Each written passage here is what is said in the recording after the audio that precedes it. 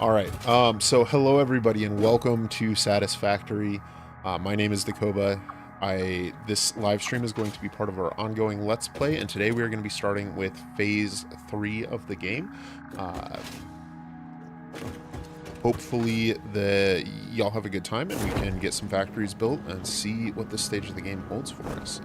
Now, I've been doing a little bit of work between episodes, not very much, so it's been less than an hour since our last episode, and all I have done so far is gone around and set up some dimensional depots on my various buildings, so we should have access to most of these consumables as we go. I didn't have enough Mercer Spheres for everything, though, so we will have to continue gathering those up as we go. Looks like we've got some presents from our doggos here. Ooh, yellow power slug. Nice. Must have just checked that not too long ago. So, our first task today is going to be to jump in and play with Tier 5. At some point, we'll also be unlocking blueprints. But in particular, I want to start by looking at the jetpack, and we do need to gather up some resources for that. We'll also be looking at crude oil and basic oil and plastic rubber processing, and then getting into hopefully setting up a basic power plant today. That's not a big one. The big one will probably be the emphasis of an episode later, or possibly its own thing, because big power plants take some time. They take some work. Go ahead and drop those in, and we should have, yes, we have motors in our dimensional depot. Alright. We'll get our jetpack, and then that's 5 minutes until we can send off the next tier. We'll go ahead and select it. And gather up the stuff for that. The jetpack refuels automatically and while we gather up the stuff for that, we can go ahead and actually craft up our jetpack. With this increased versatility, you will no doubt achieve efficiency levels previously So, fortunately, we have everything we need for it. We don't have any fuel. We'll have to get some fuel. But I believe the jetpack can use, solid biofuel now. So that is fantastic news for us. And we are going to have a great time. Let's just steal some stuff out of the power plant. Oh, we can fly. It's so good. Oh, I love it. Alright, so the other things I need to do are... We've got 4 minutes left. Let's craft another jetpack and take it up to my second account. So that when I do log in to do a time-lapse later on, I don't have to accidentally fall to my death, which is probably one of the hardest things that comes from doing those time lapses, is that I have to log in and play on a second account all the time, because my camera and filming are done on my main desktop, and I play on an old work laptop. It's 6 years old. It's a bit of a potato, but it plays okay. As long as you don't see it in the first person, the frame rates are bad. But when I make progress on my main computer and then I switch to my desktop, and that progress has resulted in something like a new piece of equipment, like a parachute, I'll frequently just jump off the top of the building, expecting to be wearing a parachute, except I'm not, and hilarity ensues.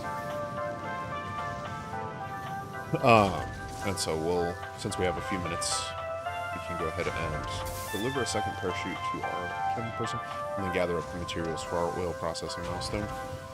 And then our plan is to go out and do kind of like we've done for all of the other milestones,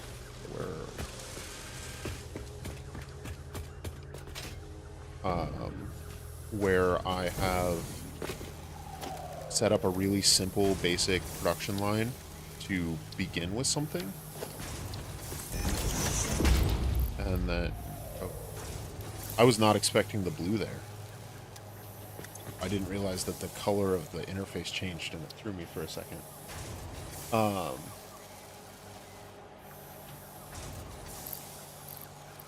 Okay, so we're dropping off fuel here.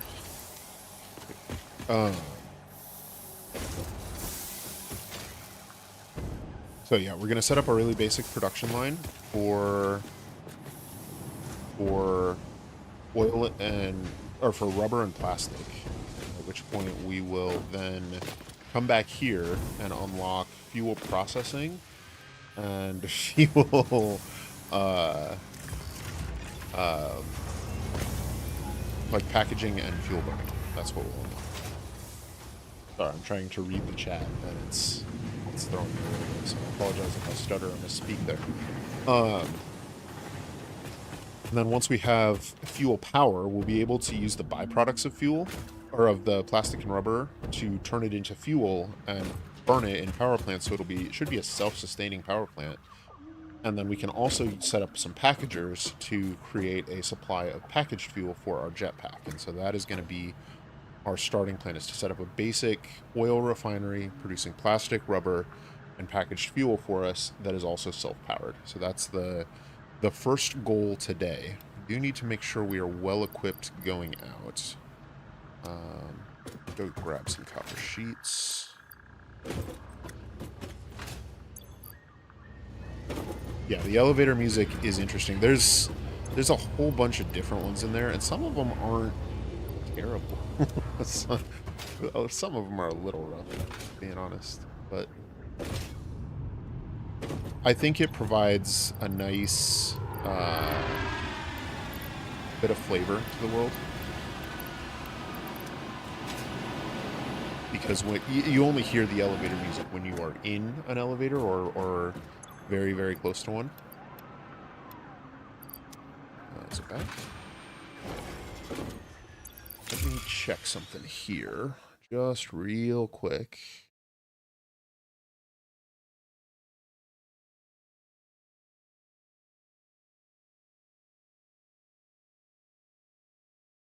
Oh. Okay. All right, so let's try this. Okay. Load this stuff up. And one more stack of motors. We'll give us oil processing. And then let's see what we need to stockpile for our next things. Milestone. So for logistics, we will need rubber. Food packaging will need plastic. And then petroleum power will need both. In tier 6, just plastic.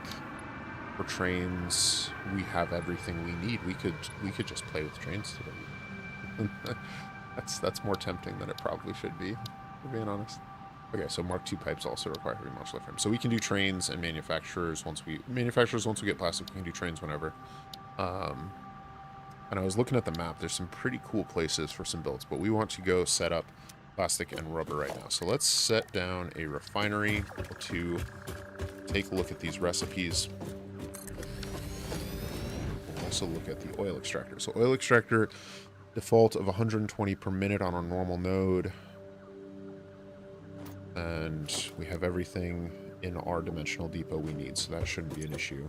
For refinery, our plan is going to be to use the base plastic and rubber recipes for the first part of this, and then once we have it, send that heavy oil residue into the residual fuel, and then burn and package that fuel.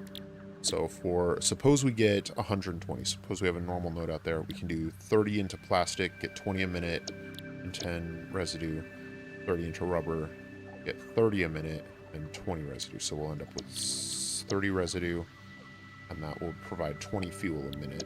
And I don't know the burn rate on the power plants, we'll have to look into that. But I think, let's see, we can scan for oil now, actually, and there was a spot right over here. I think it might even be our closest crude, like right there, I think. So if we can see what size nodes we have. Nope. It was not our closest. Oh, but there it is. Okay. So we have impure, normal, impure, normal. Okay, so how do we want to do this? Impure will be getting 60 crude a minute. 60 crude. We could actually just do one refinery of each. That would give us 20 plastic per minute. And We might even be able to...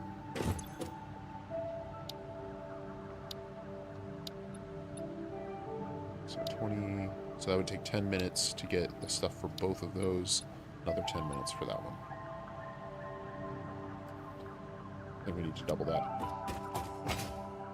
So we will head out to those nodes out to the northeast, and we will get started setting up some stuff there. So we're gonna go with 4 refineries, 2 oil extractors. We want to make sure we have all of that at least in our dimensional depot. We want to make sure we have plenty of copper sheeting for pipelines. We should be good there. Plenty of power supplies, some cable, 3 rods. I think we're okay. I think we can do this. And then, oh, we need 2-dimensional depots because we're going to want to draw this stuff out. So we do need to make that. Grab some modular frames and then make that. Not modular. No. Alright, let's craft up some sand fluctuators and then grab some modular frames on our way out.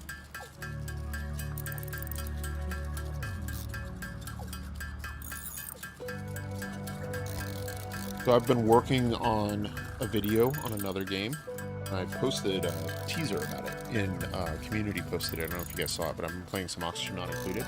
There's a new patch, or a content pack that just came out, the Prehistoric Planet Pack, and I decided to jump into that. Hello in Greece. Welcome to the stream. Thanks for popping in. It's good to see you.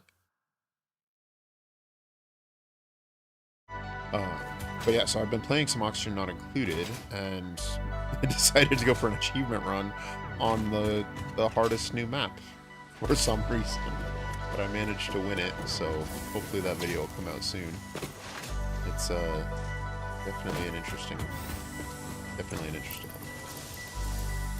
Watch this. Okay. So National Depot uploaders. We should be good. All right, let's roll. Still have a dismantle crate somewhere. That probably out at the coal power plant. So we can't use the dismantle crate trick because I didn't clean up my mess last time. Set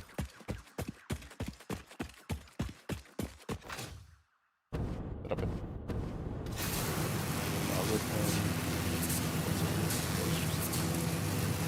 Good evening, everyone. Harpy, welcome. It's good to see you. There is our crude. Oh, this feels good. We've got the jetpack now, so we don't even have to do anything. I think the jetpack, at least with solid biofuel, actually has a lower distance that you can go. So let's see. We want one of the normal ones to start with. Oh, these guys out.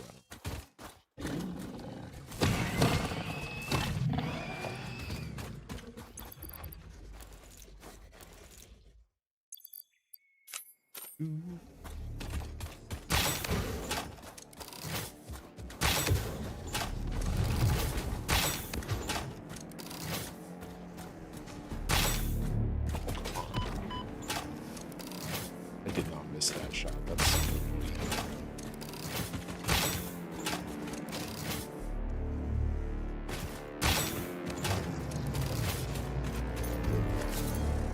Alright, so is this one normal? This will be fine.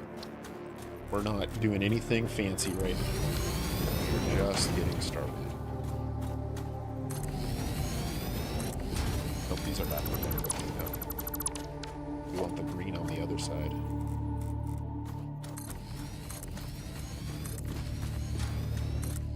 But the good news is we already have power over here somewhere. Up there.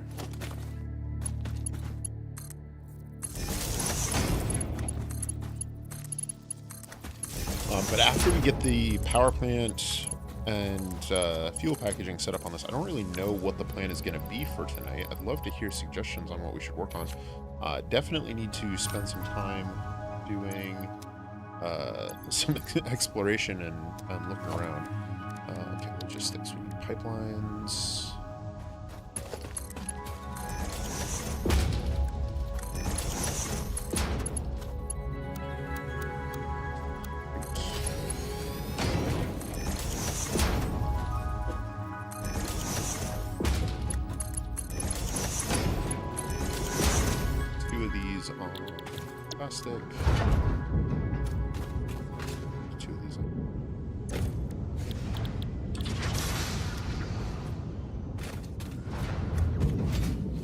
was thinking, in order to just make this nice and easy, organization, we've got the fluid buckets here. And since we've got this product that we don't want, just have that flow in there for now.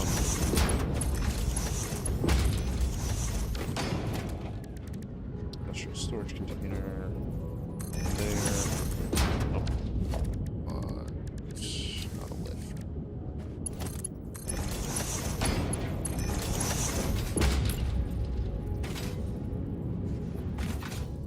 Hello, salty blowfish. Welcome.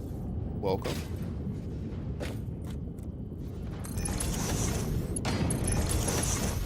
Don't mind the spaghetti. This is just our beginner stockpiling setup until we get enough to set up a proper factory. That's something that I like to do, and I've never talked about in a Let's Play before.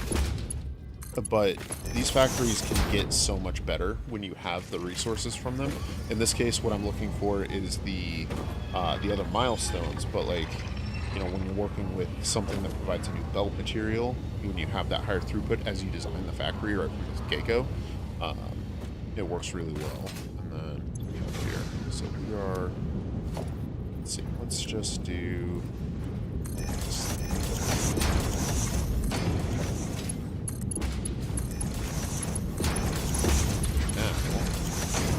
Flush the pipe network, and our resources will continue stockpiling.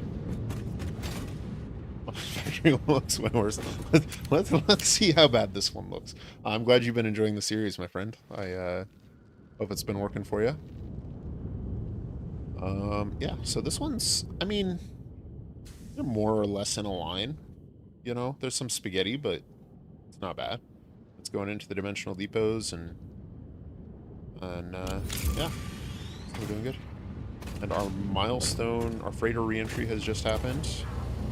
We've got about not quite half a stack, about a quarter stack. Quarter stack going in, so it's going in. So let's run around.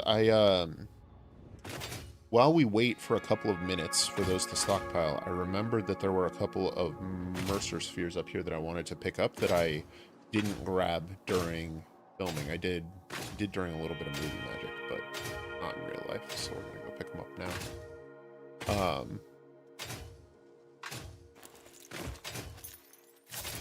Put that one up there on the hill right there, and then the one in this cave. I think it's still there. This one has all those stingers, right?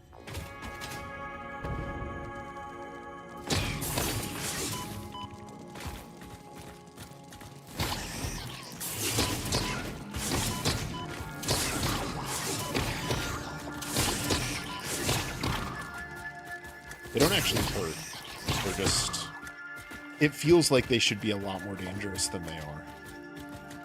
Because you see them swarming, but they, despite how badly that went, it was only 2.5 gigs of health. Local came across that... sorry. Got attacked while I was reading your comment. 1 second. Came across the Satisfactory from Factorio, Dyson Sphere Program, and Subnautica. Those are great games. So I haven't actually... Of those, Factorio is probably the one I've played the least. Just because when I played Factorio, it was so long ago. Subnautica, and I've probably played through Subnautica 5 times. That was my favorite survival crafting game for a long, long time. It's probably still my favorite overall.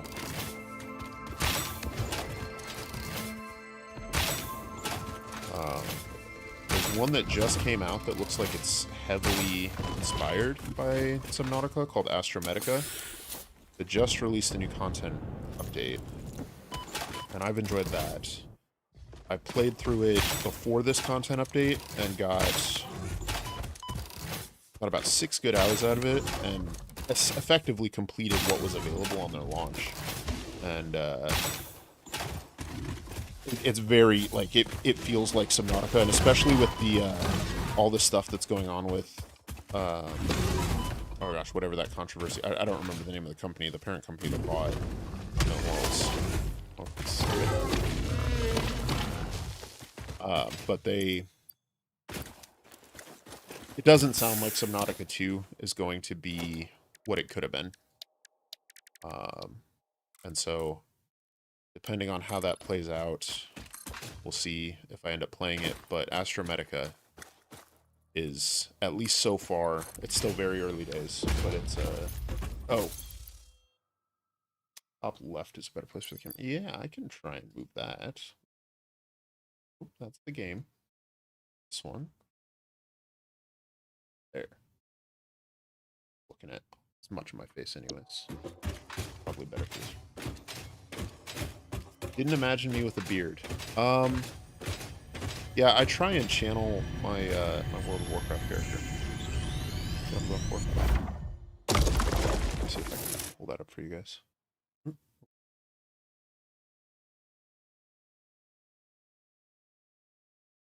I've got a look, you know, that I'm trying to recreate.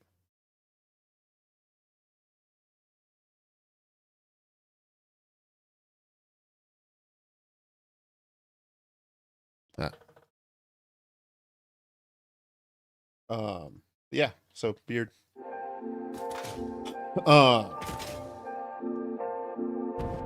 Thanks for the feedback there, Marimian. All right, so I'm guessing that we have the plastic and rubber we need. Look, now we're close enough. Been a lawsuit and a half with, yeah, Creighton, there it is. Still going on. Right, yeah, exactly. Salty. That's exactly how I am with Subnautica 2. Like, it's such a bummer when, you know, corporate greed gets in the way of good gameplay. Like, I think that's part of what's driving the big push towards indie games as a, you know, returning art form. And that paired with the success of things like the original Subnautica when it was just a small studio, and, you know, stuff like Stardew Valley, which has, you know, become a cultural icon of craft. And then I think that there's a growing trend in just the spirit of the world towards away from like the big conglomerates, you know? And maybe that's just that perception is just a reflection of my own views as I get older. But I would rather not buy another copy of Call of Duty. Like, I feel like the 6 copies of Call of Duty I have are enough, you know? Hey, Yosemite, welcome. Dan. Yosemite Dan. All right, what do we have here? So, let's do... Oh, we're going to need to gather up some more of these. And steel beams, and then, yes, we have stuff we need. This one is plastic. Right, yeah, exactly. Factoria was tiny, and that's exactly what I mean. You know, people, these are passion projects. People love them. They care about them. They take the time to make them right. You know, obviously, developers have to balance the needs of the real world and the fact that they have to like, make a living and support families and stuff with the demands of building, you know, a piece of art. But when they manage it, you can tell that the love and care and attention that they pay pays off, and it carries through. Like, you know, you can feel the spirit that they put into their craft, and I think that's one of the best things about indie games. Oh, Yosemite. Oh, yeah. Thanks. Thought it was another 35 minutes. I'm in Central Time, so normally it's GMT -6, but I think right now we're in daylight savings for reasons, and so it's -5 right now. Oh yeah, we can't load up. That's probably my biggest, the thing that catches me every time that I play, because in early access you could load drop pods while the pod was away, and you can't now. And every time I'm like, why isn't this loaded? Like, what am I doing wrong? And it's just, yeah, it's just not in the game anymore. Okay, so we need logistics Mark 4 then, because we don't have the other stuff. So we'll need more modular frames. We'll put some of this stuff.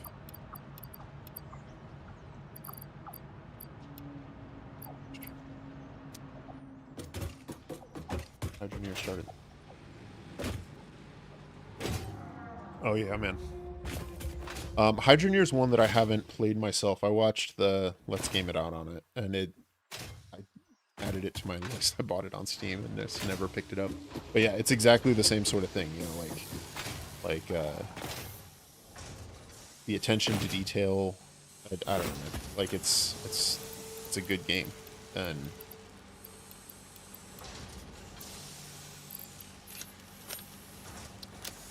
2, 4, 6, 8, 10. We have actually too many modular frames. That's okay. We can chuck them in the awesome sink. Mountain time here. No daylight savings time. Ah, yeah. Yep. It is 6:27 p.m. where I am at right now in Kansas. And it's a little weird. I'm still a little jet lagged.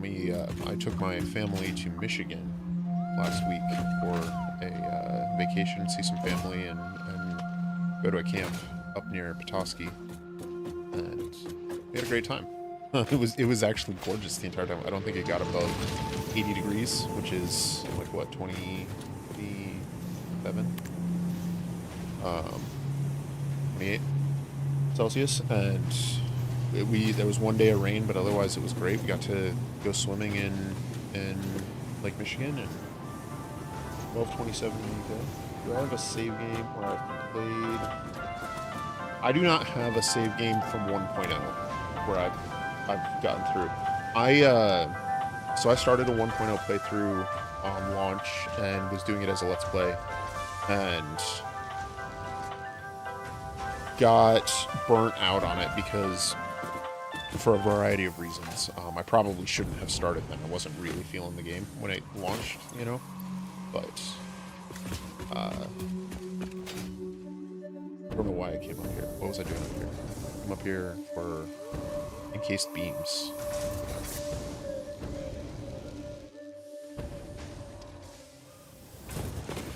What can we drop? What can we drop? We can drop. I know, we already said we Farming Simulator 22. Yeah, so I had a bunch of friends play Farming Simulator 22. So anyways, Mirimia. I played Satisfactory when 1.0 came out, and you know, it was a slog for me to play through. I got through to about where I got in early access. I actually finished early access, which was the end of phase 4. And I got to where I had just unlocked aluminum. I built my aluminum factory, and then caught up in life and lost track of the game. And so when I came back to it, when I got the itch, right, I decided it was probably the best move, instead of trying to pick that save up, to start a new one. And I mean, again, I'm doing it as a let's play, but the community response has been fantastic. You guys have been amazing. It's great. Like, there are 46 people here right now. I can't fathom that. Like, I consider myself a small YouTuber because I don't make any kind of money from it, right? And I don't know, like, it's easy to compare yourself, I guess, to people like, you know, Josh from Let's Game It Out or Total Eclipse, who, you know, I've chatted with Total Eclipse. Awesome dude, you know, and deserves every ounce of success he's had lately. Great guy and fantastic, you know, designer and video editor and awesome presence in front of the camera, all that. But like, it's easy to compare, and I think that's one of the big problems with social media, is that, like, there are almost 50 people hanging out here. Like, we're having a great time. I am an introvert, and the idea of 50 people in a room, like, is triggering anxiety for me right now. Like, trying to imagine 50 people standing behind me in my living room, is like, I don't feel good. I'm glad you guys are here. I don't want you to leave, right? I want you guys to have a good time. Yeah, no, I mean, honestly, it's coming from you guys. Like the last live stream was such a inspiration to me because of the outpouring of support from the community, from you guys, you know, showing up and just being a part of the group. Like I don't feel like I'm playing a single player game right now, because everything I do I'm sharing with you guys and getting feedback, like, you know, the comments and support on the channel and during these streams is it really feels like I'm just hanging out with friends, you know, just playing the game together, which is what it should be, right? Like that's what we're for. The problem with streaming though is that I get distracted. I get so badly distracted. Holy cow, Rashid, thank you so much. Appreciate that, my friend. What are the blue arrows? So the blue arrows are the vehicle path, cable man. So I don't know if you've noticed, I don't have any around right now. Both of my tractors are over at the coal power plant, but they follow this path. So this is the vehicle path. When you record a path, it leaves these arrows in the world, and if one of them comes back around, I can actually hide it. But this is the path they follow, and you can see that they pause to unload their cargo at this station, which then goes up into the factory, and then they loop back around in that direction to get home. Yeah, 50 people in the living room is creepy. Yeah, honestly, cable man, I am not sure I can recommend vehicles. They work really, they don't always work well, I'll say that. They are a lot of fun, and I enjoy seeing them drive around the world, but and to the credit of Coffee Stain, they fixed the worst bugs with them. Like back in early access, vehicles, you couldn't legitimately use them, right? Like it was bad, because they would just get stuck. And so they fixed all the physics issues and everything else with it. Let's see. All right, we need to focus up. You guys keep distracting me. Oh, and the pot's not back yet.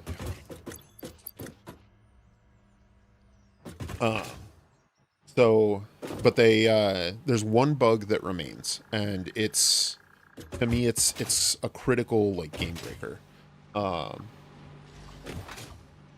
Thank you, Model House Man. Welcome, Dead Hand Design. Appreciate you stopping in, and appreciate the comment. It's good to see you. Alright, so we can hide the hat there. So, that's it. So the one bug that remains with them is that sometimes a vehicle will just pause. It'll just stop, you know, and there's no apparent rhyme or reason to it. I've only had it happen once in the save game. It happened right at the end of episode 4, I think, where I logged in to try and build an elevator that I couldn't build, and one of the vehicles was just stopped, like right here. It was just parked. And that bug, when you have multiple vehicles that use a path, can break your entire vehicle system, because if the vehicle stops there, the other vehicle will queue up behind it, right? And until the front one moves, it doesn't do anything. But that vehicle stops until you climb in and climb out. But it's hard to compare, so closer to my level of confidence in the game, that you have better choices to watch. You know what, man?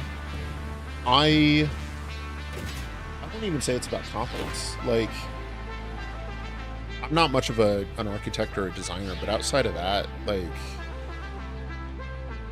it's just how you play. It's a choice, rather. No, you cannot, Yosemite. That is, we were just commenting on that a little bit ago. You have to wait for the drop pod to return. So if the drop pod is there, you can load multiple milestones, but they don't all send at once, the way they used to. So you still have to wait for them. But that was the last one we wanted right there. That's all of tier 5 unlocked. Like, we've been at this for 35 minutes and we've unlocked all of tier 5. Scott, welcome back. Thank you. Glad to see you, my friend. And we'll go ahead and select the manufacturing milestone. I mean, we could send trains. We've got 10 minutes. I don't know. Let's stick around for 10 minutes. We'll head out. So let's head back to our factory and see what we can do now that we have all this stuff here. But yeah, so it's not about competence. It's more about style. Like, I am not much of an artist. You know, I try. Like, you know, I do my best. But it's... Yeah, so you can load but not send. So you can prep them as long as the pod is there. But while the pod is away, you can't load the ones, which is probably realistic. You know. Oh, we've got some poison flowers here. Let's clear these out on the way. We have seven Noblisk. Oh, there's a spider.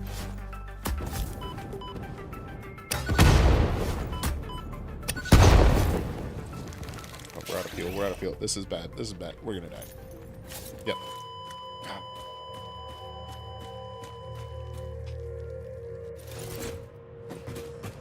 Fine.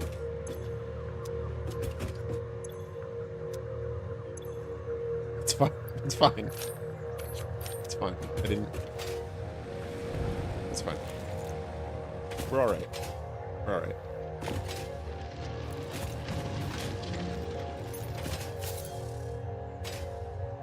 Oh.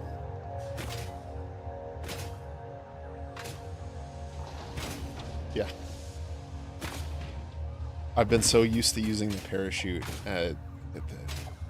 It's all these context switches, and you guys are distracting me so much.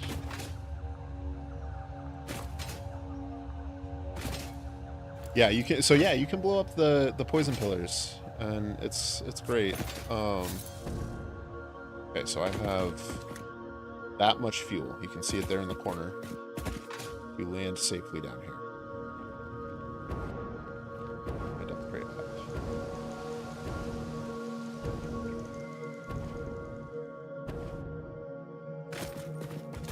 Yes. All right.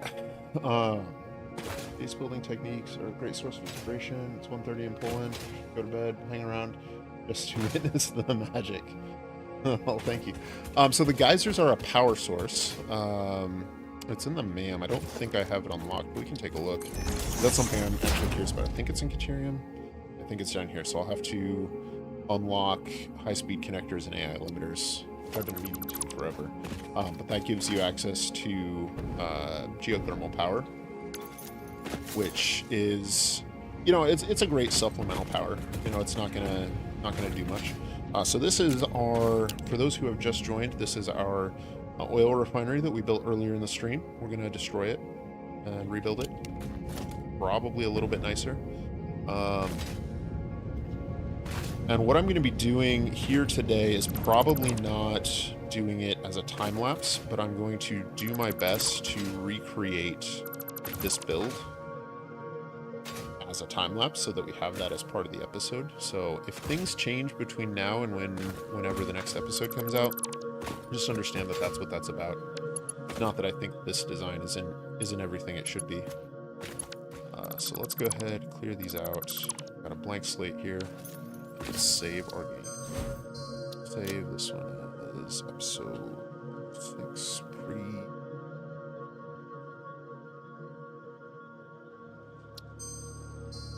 That way I can come back here and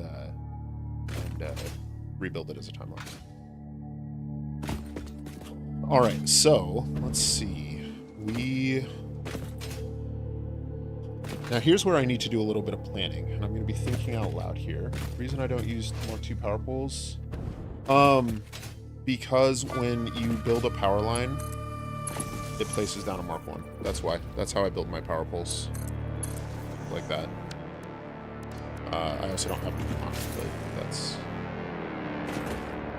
there. So, and if there's a way to change that, then it's an example of me not being very good at that. suppose, because that's how I've always built my power lines.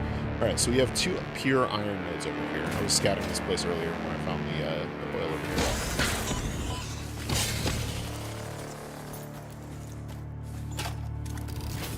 Oh.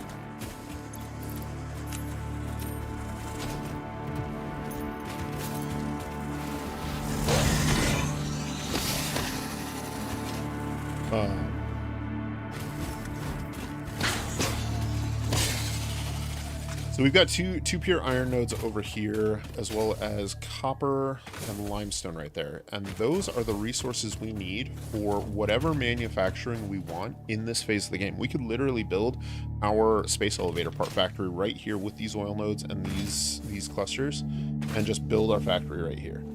The problem is that there is some other things we might want to do here. There's SAM ore right up in this cave here, and then there's sulfur somewhere right around here, and then coal obviously up at our coal power plant up on the hill there. So it wouldn't be too hard for us to transport all of that stuff down here and do like a mid-game advanced production factory with explosives and SAM fluctuators and all of that stuff. And other than iron, we don't have a ton of resources around here. They aren't very rich nodes. Whereas if we go just a little ways to the south, right over here, somewhere around here, right over here, maybe. Somewhere, no, right here. Yeah, so right near this lake. So we had found the SAM cave during the first live stream. Right near that, there's a bunch of pure oil nodes. So we can get a lot more crude oil there and build a lot bigger. There's also a ton of oil up in the Spire Coast, so that's we're going to do a power plant up there. And so I'm trying to decide how much production I want to put in this place and how big I want it to be. That's what I'm working on right now. We can start by laying down some foundations, though. We'll use the 4 meter, and we will lay them down as concrete. And let's see, how does this line up with the terrain? I'm just trying to get a sense of the landscape so I know what I'm thinking to build here. Okay, so now if we zoom out, we can see, so that's the world grid. Do we want to build on the world grid here? So this landscape jets out and has a more or less 90-degree turn there. So we could do on like a 45-degree rotation on the world grid and just place it right on top of that, or at least our mining. And that would allow us to build a bridge across on this side and connect up to this side, but that arch would get in the way of a larger building. If we extend it out this way, then the world grid actually crosses over the road really nicely there and could connect on that side, and then has pretty good access to the lower areas. I definitely want to put a logistics pathway through here, probably trains. So I don't want to build completely fill in this lower thoroughfare here. So like we'll have a train line that comes around through here and probably right down the middle, like probably along those darker spots. Yeah, probably. I guess we do probably want to cut right through there, so we could build on this side. And I'd also had the thought, like this ravine, this canyon, could be a really cool place to put a huge power plant and bring in the oil via train line from up in the Spire Coast, and then just line this place with like stacks of power plants all along the wall. I think that could look really cool. I think what we're going to do is probably build on the world grid here, though. I think that is what I've talked myself into because of that foundation over there. And over here, it's not the worst. Like, it's at a bit of an angle. We can always do curved foundations if we need to. I guess we can leave these in place. So let's see. How many... Let's place down our oil extractors. There, one there. There's one. I thought there was another one over here.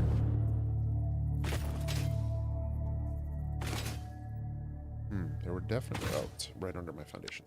That's what I was wondering. So we might actually not be able to use that foundation height for these. At least not for these.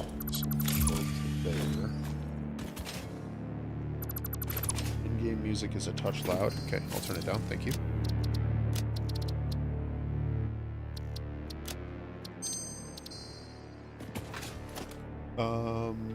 Reason I do. Alright, so we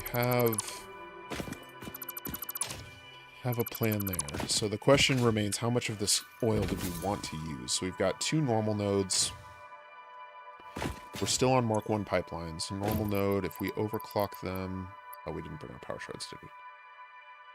So what we've got here now, we've got 120, 240, 360.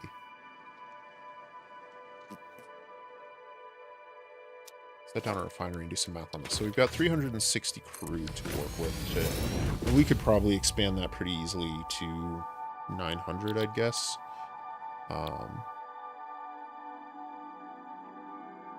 Yeah, we could get to 900. Get 150 on the impure ones, and then 300 on the 2 pure ones. So 900 is what we could work with here. That could be 10 making 15 making plastic, 15 making rubber. That would give us a total of 15, 30, 150 of low residue. That's a big build. Salty, thank you for popping in. Have a good night. Appreciate you stopping in. Okay, I don't want to build that big of a refinery. We'll cut out the 2 impure nodes, and then probably do 1 pure node each for plastic and rubber, and then maybe tap one of the pure nodes for the plastic for the packager. Our inventory is overfull, though. We don't need quite as much plastic and rubber on us right now, though. We can dump that off.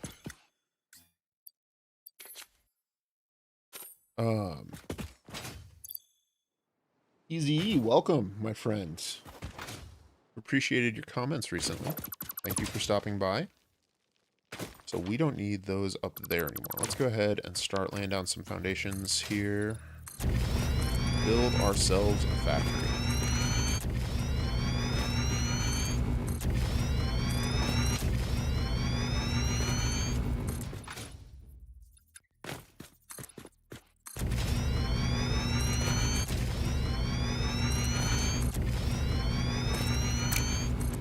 Oh man, these dimensional depots are so nice. I'm just burning through my concrete supplies, but this is great. Simple thing, oil refinery video saying to use a wall for vertical spacing for logistics space is awesome. Oh, well, thank you.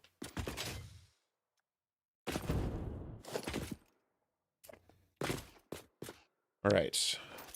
And we can actually extend this over to these. So...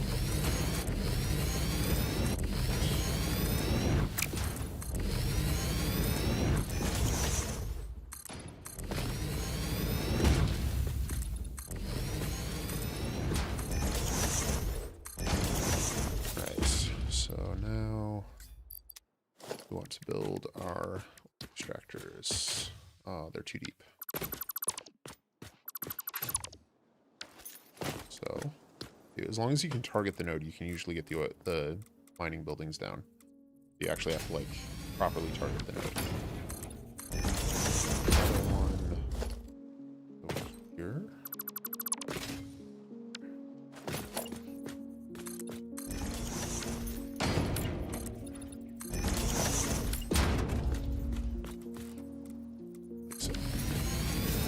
This is 120, that's what we want. Oh, it's 120. That one's not right.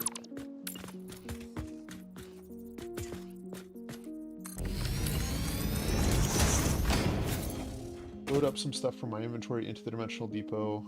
I can't see it going to the trash. I don't have the uploader yet. I haven't found enough Mercer spheres. It's on my to-do list. It's probably the thing that I miss the most now that I have the dimensional depots back and I'm used to using them again. Is that I don't have that. Alright, so let's start... We should be able to pick this back up now.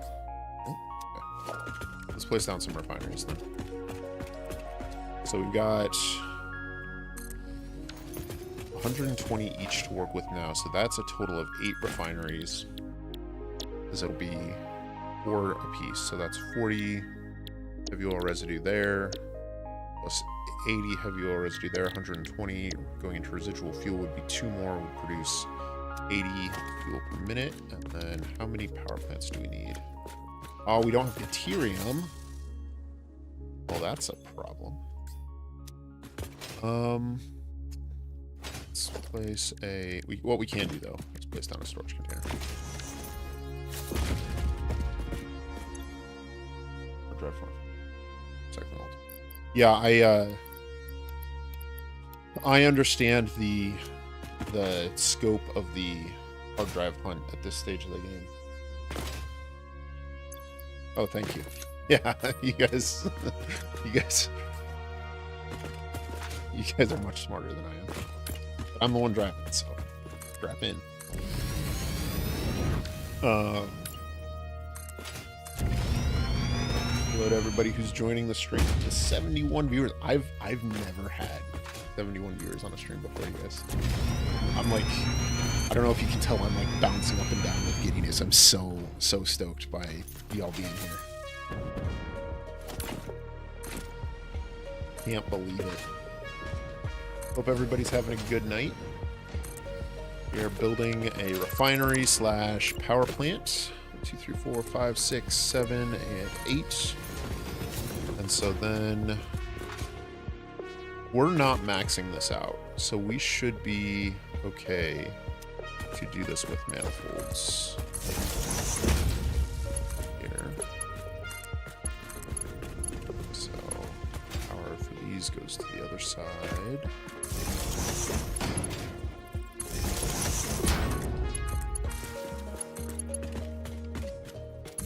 Now, as part of this playthrough, I've been moving very quickly through the tiers and trying to focus on the major builds, and I've kind of let a lot of the side stuff in Satisfactory fall by the wayside. So normally by this stage of the game, I would have gone and collected, 50 hard drives and found 100 Mercer spheres and summer sloops and done all of that, and I haven't done that because I just want to keep moving through content. I'm enjoying the release pace that I've had for videos, and also like the pace at which I'm moving through the game. Love the attention to you. Thank you, Andrew. Appreciate you stopping in. Hopefully you have a good time here tonight. Let's go ahead and do this as straight pipes. The thing is, we can keep this as a perfectly flat pipeline here. Will this reach the last one? No. We can go to there. There.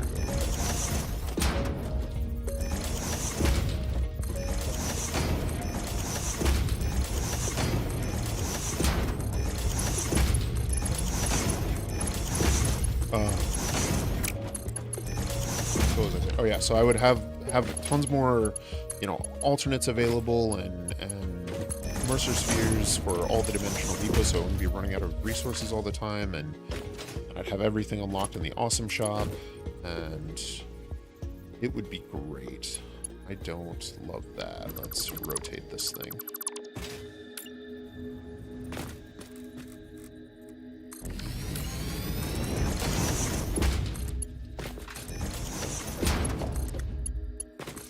But I don't have those things, and so yeah, maybe next live stream is just a whole bunch of exploring, and we might even do some of that tonight. We're burning through this, so we've been live for less than an hour, and we're most of the way through what I had planned for tonight's stream. If we're honest, like, you guys are distracting me. I'm making all kinds of mistakes, but it's not slowing. We're not slowing down at all, so that's cool. And then let's see. The last thing we wanted was. Let's see, I think I want a higher elevation here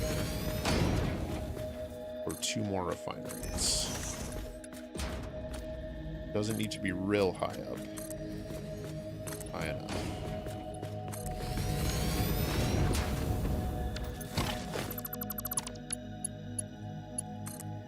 Power issue there. And then let's get these things producing. So you're making plastic, You're making plastic. You're making plastic. You're making plastic. You are going to make rubber. Rubber and this one. Rubber. 1, 2, 3. We're making rubber. Okay, we're good. I'm just crazy. First live stream I've caught. How often do I stream? Is there a schedule? I'm working on it. RP. In general, so this is my second live stream in many years. I used to live stream World of Warcraft raids. I was a raid leader for a long time. And did that like, I don't know, 20 hours a day it felt like. And got so burnt out on live streaming. I'm a bit of an introvert, and streaming takes a toll, if I'm being totally honest with you guys. So I don't do it super often. I haven't done it in years. But the last stream was a lot of fun. I loved hanging out with y'all and just chatting, and we just had a great time, you know, like exactly what a stream should be and is. And so I decided I wanted to do it again, and I'm having a great time tonight. So if we keep that rolling, then I'll probably do it more often. I'm going to try and aim for Friday nights, because right now in my life that works better for me. I don't have, you know, obviously everybody's life is different and things change all the time. But, let's see, is this the right distance? Let me focus on the game for just a second. I think this might be too close.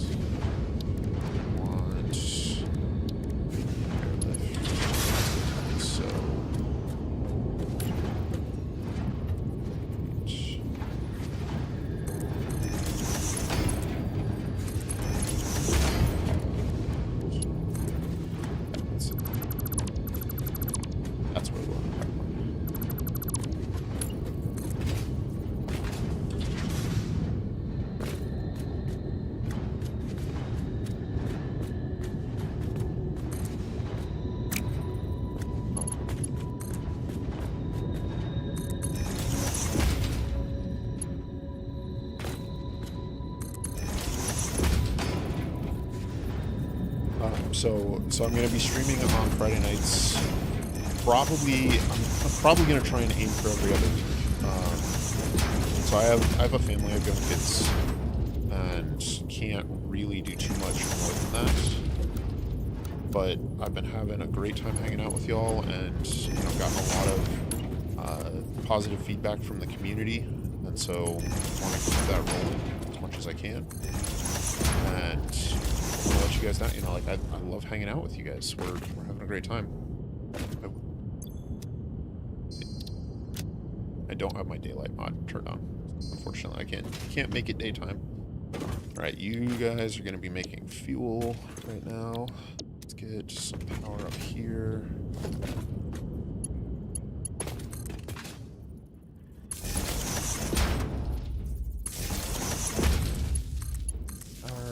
And then, so those are each, what did we say? We have 120 fuel, right? We have 120 fuel. So 2 refineries fully clocked will make 80 fuel per minute.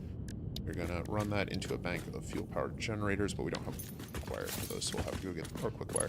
We have the quick wire, it's just not here. I haven't set up that dimensional depot and didn't bring any with me because I'm a professional, and professionals always have to make another trip for our so go these. How do I want to do this?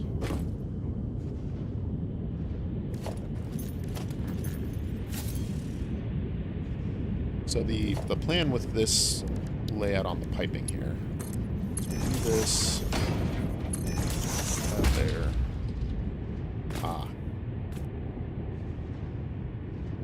We're a little too close to the wall. I didn't leave myself enough space. That's okay. We can remove this first foundation. I don't think that's weight bearing. Yeah, that's okay. The footings are definitely on the next foundation, or not on this one. So that's allowed. We can just extend this out a ways. A little bit of clipping through the ground. Not the end of the world. We're just going to use these bridge structures right over this pipe. Like so.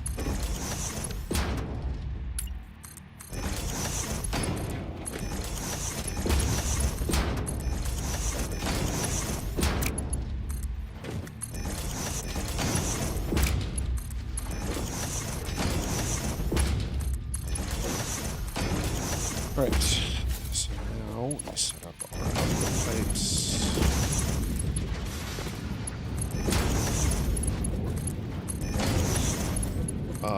But yeah, so live streams, tentatively aiming for a live stream every 2 weeks.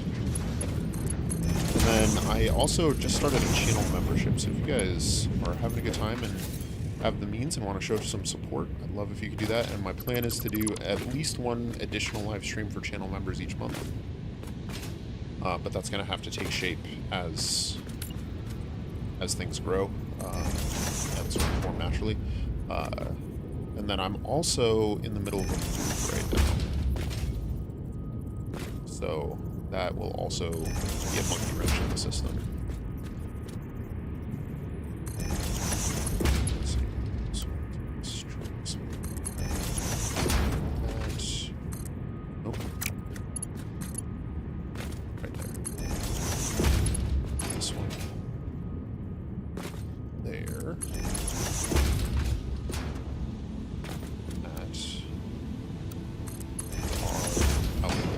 Solid output lines there.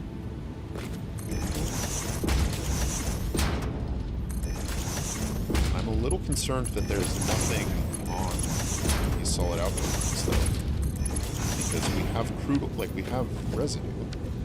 Why aren't we getting? Have I not hooked up my input? I wonder. Also would help if I got all these spot.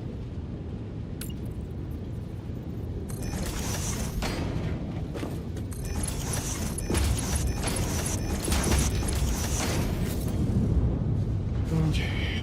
Nope, we've got our inputs all hooked up. We have power. Smoke out of all of them, so they're all running. Alright, I guess they just hadn't finished cooking yet. Alright, so then we can set these ones up to go into storage buffers over here. There, facing the right way. Like so.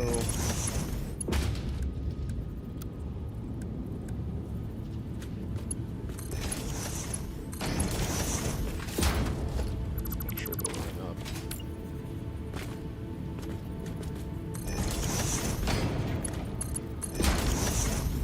Depot on top.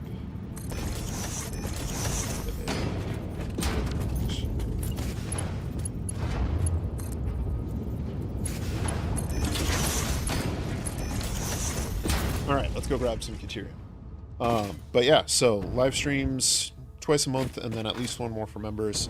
And then whenever I finish a video, I am also going to be posting that a little early for members as well. How's that, Lawsy, on the mic volume?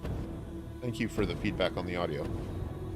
It's I can hear it in my headphones, but it's obviously like dealing with the actual game sound in my own, like hearing my voice, so I can't hear it effectively. You know, it's not the same.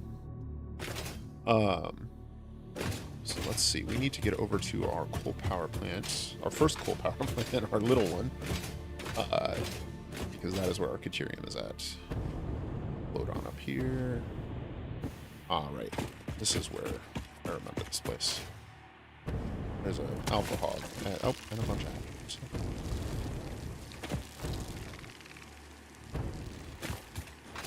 hackers. Great. Perfect. Thank you. But yeah, so whenever I finish a video, I'll post that early, and then, and you know, like, I'm not trying to do anything crazy, like, just if folks want to show some support, I appreciate it. Yeah, YouTube, yeah, exactly.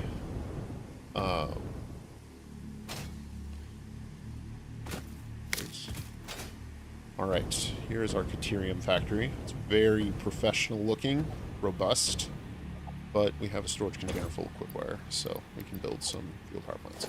Alright, let's get a sense for this. We're producing, what do we say, 80 fuel? And then...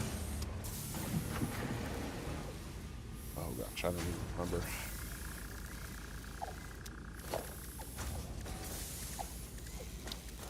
Find it real quick.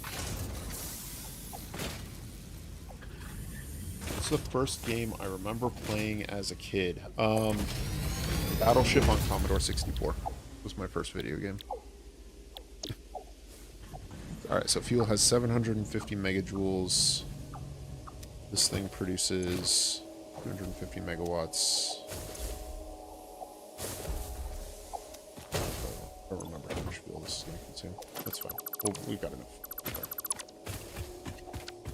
Owl, welcome back. It's so good to see you, my friend. I'm glad you could stop back in.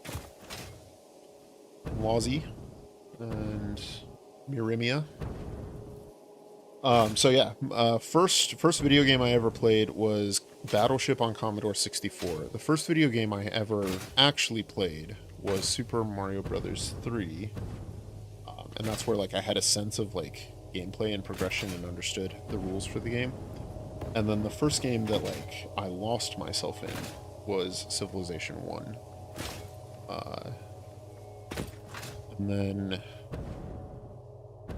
man, probably the most played games, the ones that have been most iconic for me. All right, we have a little bit of fuel left. All right, touch. We need to get some proper fuel production on Atari. Yeah, and so like, my family didn't have an Atari, but like, somebody did, you know, a cousin or a friend did. And so like, I was born in the mid 80s, right? And so like I would visit people and play on Atari, but I don't remember what games they were, and that to me indicates that I wasn't playing the games. Sile, thank you for coming back. It's good to see you again, my friends. Appreciate you you popped in last time as well. It's always good to hang out. We were just talking earlier about how, I don't know what it is. Okay, that's too far back. These fuel generators are a lot bigger than I remember them being. So let's see if we run this pipeline right here. Straight on, so it's right on this divider there. Let's just do this real quick. Yeah. 20 fuel a minute. So we're producing 8. We can do 4 generators. That should... Can we fit 4 generators here? This is the question. 1... Not at this elevation. 3 and... Oh, that actually lines up pretty nicely there. But we do need to elevate them. Okay, so this isn't too bad. And, you know, we don't even need the downward drop for 4 generators and 80 fuel a minute. That'll be fine. We could even just extend this platform up higher.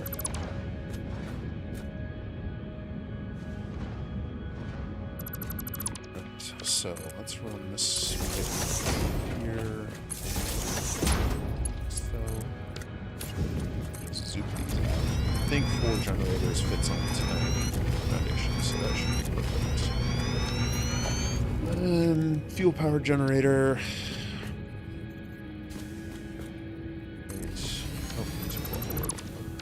This pipe. Let's see.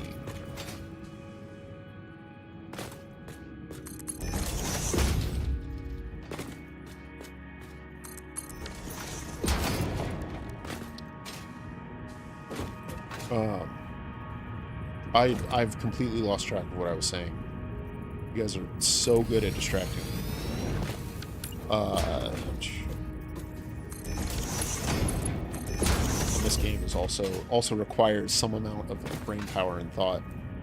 That's been one of the hardest things for me, is that when I'm actually doing something that I have to think about, I lose track of my words and where I'm at. Thank you guys for your patience in that regard. Oh, it's right on the scene.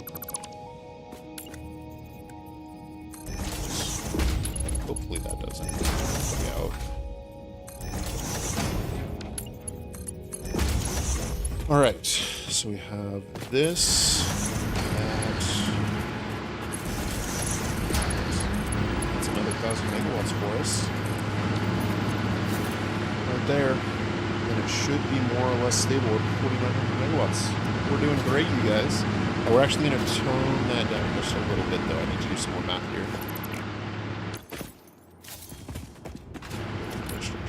There.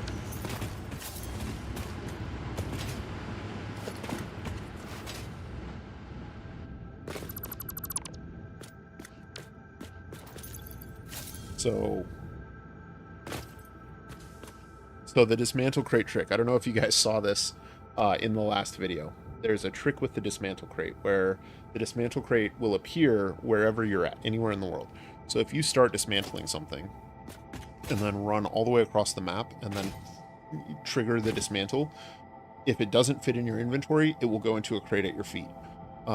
There does need to be something for you to dismantle locally. So you need to have something there. And like if you're in dismantle mode, you can't build. So like you already have to have a building there. Like I could build a foundation there right here and then like dismantle my entire coal power plant. And if I'm standing on this foundation and delete that one, then the entire coal power plant will drop its dismantle crate right where I'm standing. The backside of that trick, that bug, glitch, you know, whatever you want to call it, is that it seems that dismantle crates just go anywhere, go into an existing dismantle crate anywhere on the map. So I deleted a storage container full of stuff right here, and I'm pretty sure that it is in, oh, or maybe it's in that one. Maybe there's a closer one. This is interesting. Okay, I was wrong, and I'm sorry for misinforming you guys. I'll have to think on that. I'll have to keep playing with that. When I found that bug, I was playing around with it, and it was weird, the stuff I was getting. Stuff was going into dismantle crates hundreds of meters away. It's possible I'm far enough away, or maybe it's tied to a person. You know, and the other dismantle crate is my camera person's or something, so I'll have to play around with it and post an update in the next video, because that did not behave how I thought it should.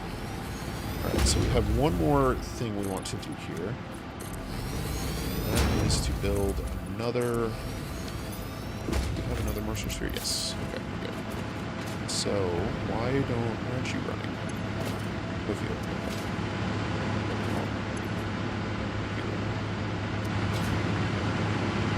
That's okay. So it's a manifold, they just need to backlog, that's 50, that's at 42, so that's fine.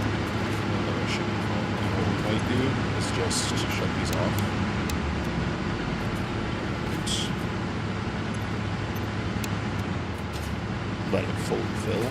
But there is one more thing I want to do, and that is to set up a packager up here, which we can do now. We have...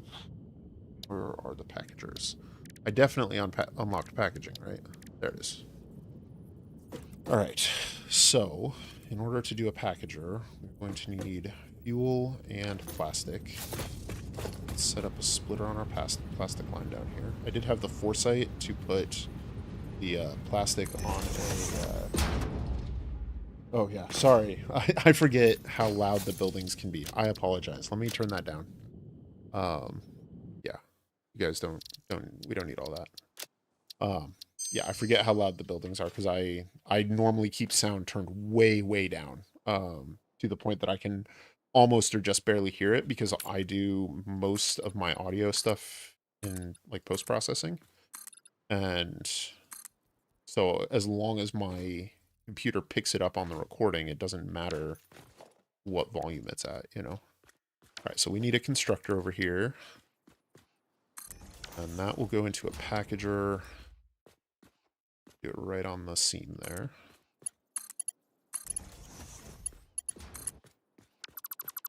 So this one too, so it's nicely lined. Power up here. So this will make packages, empty canisters. And then we need to decide how much, so how much packaged fuel are we going to need? That is the million-dollar question here. We can set up a storage container right there. And another dimensional depot on top of that.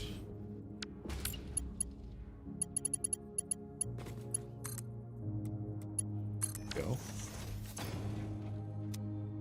So then we'll just change the tuning on these to whatever we want. So how much packaged fuel do we need? So how much can a packager even do? That's, I guess, the first question we need to answer. Packager can do 40 per minute, takes 40 canisters and 40 fuel. I don't want to give up that much fuel, and I don't need that much. So let's just shave off 10. We'll just do 10. So we'll tune this one to 25%, 5% clock speed. This one will go to 10 per minute, 10 packages. And then up here, this pipeline, feed it in foundation here.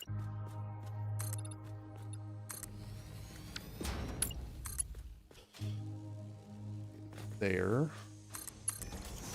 And then for making it look nice, we'll do stackable pipeline pump. Right there, or stackable pipeline support. There. And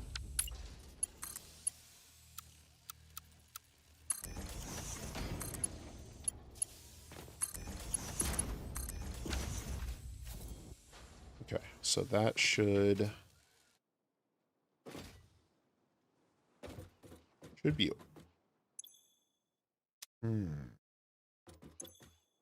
Why aren't we getting any fuel flowing?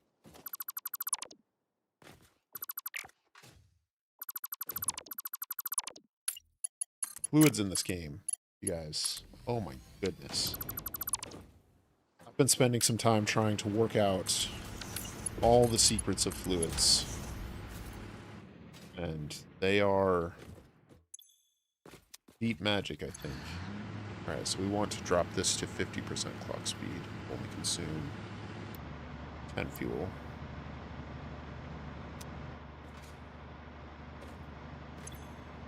Should be good to turn all the rest of these back on. So we're only going to be getting 875 megawatts of power, but we'll be getting 10 packaged fuel a minute into our dimensional depot. In theory, once all of that consumption is up and running and flowing, these should be, well,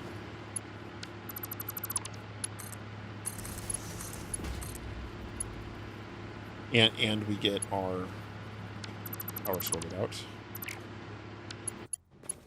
Let's clean all this up, make it nice. It's always worth the time it takes to make it nice, even if you don't know why. Unfortunately, these pipes are just kind of hovering there, which I don't love. Let's clean those up a little bit. And you know what? Maybe we can have some other trick there. Okay, so got power across the board at least. Refineries are running. Yeah, this is fine. I mean, after we get them. All right, let's get our plastic flowing once again. Go. Well, thank you for joining, Facile. Facile? Am I saying that right? Facile? I don't know what the word means. I've seen it read, I think, or read it. Yeah, Dan, I agree. That it was probably that split pipe. I didn't say that part out loud, but when I saw that I had an issue, that was immediately where I went. I was like, oh, I messed something up there. But I think everything is up and running. We've got green lights across the board. This is done. So, we can go ahead and check off our episode goals for next time. So, and packaged fuel and power. Like, all right. Well, I don't know what you guys are doing tonight. That was all I had done. I guess we're playing with trains. Not bugged or anything, no. So thank you for joining. Your first channel member there, Facile. I appreciate the support. It means a lot. I am trying to make a go of this YouTube thing. It's a tough place to be, especially in gaming, but I feel like that's all I know about. So I'm a teacher by trade. That's what my background is. I taught as a computer science professor for 10 years. And then we found ourselves living in a small town in rural Kansas with no colleges within an hour, and I have young children. And my wife makes a lot more money than I do, or did until recently. And so I became a stay-at-home dad, and I've been doing the YouTube thing on the side for a couple years. It's been great, but it's always been very much a hobby. But we find ourselves now in a situation where we're going to have to move back to a city. But there's not. It's a tough time to be in computer science these days. AI has decimated the job market because, if we're being honest, like a lot of what you needed a computer scientist for, or at least a programmer for, is fairly automatable. Like I can't begrudge that. I want to because it doesn't feel good, but like that's progress, right? And it's definitely a way better use of AI than for like art or music or anything like that. And so then the other thing is that there's not a whole lot of, as a result of that, there's not a whole lot of market for computer science teachers right at the moment, because a lot of the people who have been displaced are qualified in that role, and so it's just a very, very tough field right now. And we'll need to pick up some more motors and some cables. So I find myself being a streamer, a YouTuber, and I love it. It's great. I'm not gonna say anything about it, but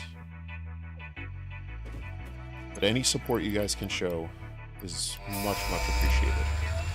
All right, so do we want to do industrial manufacturing, or do we want to do trains first?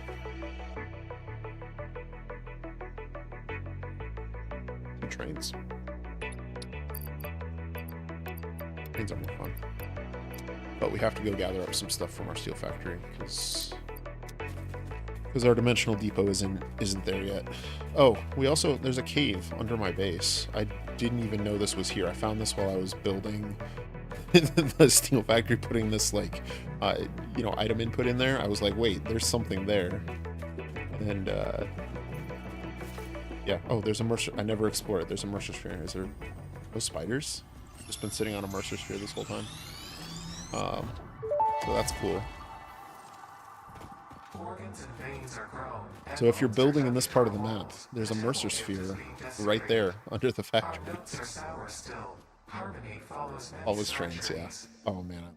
Patterns are starting to emerge in I'm one of the mid-tier train enthusiasts. So like I've met some people to be unable to create any accurate predictions. And like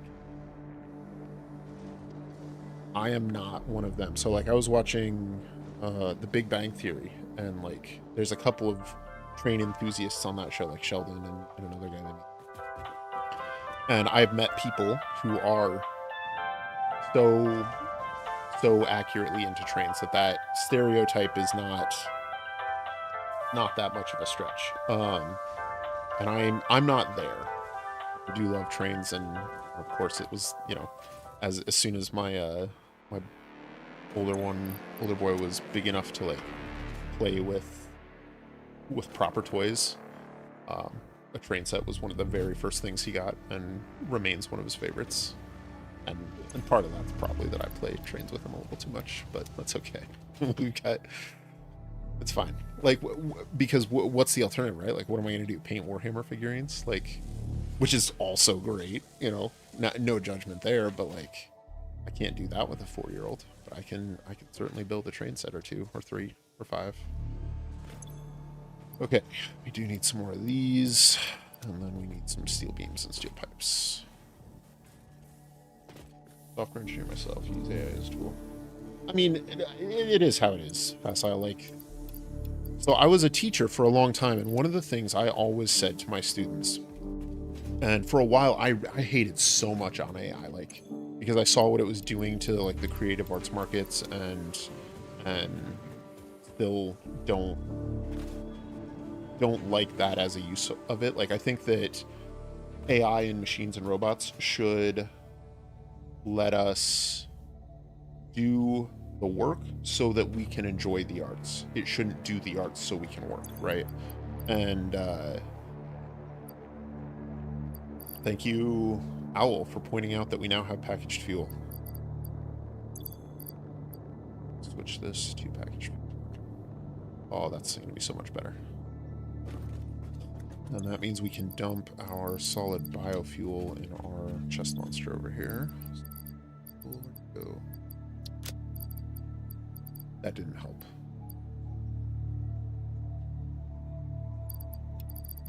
Okay. But yeah, so I was very, very strongly opposed and very vocally opposed to AI for a long, long time.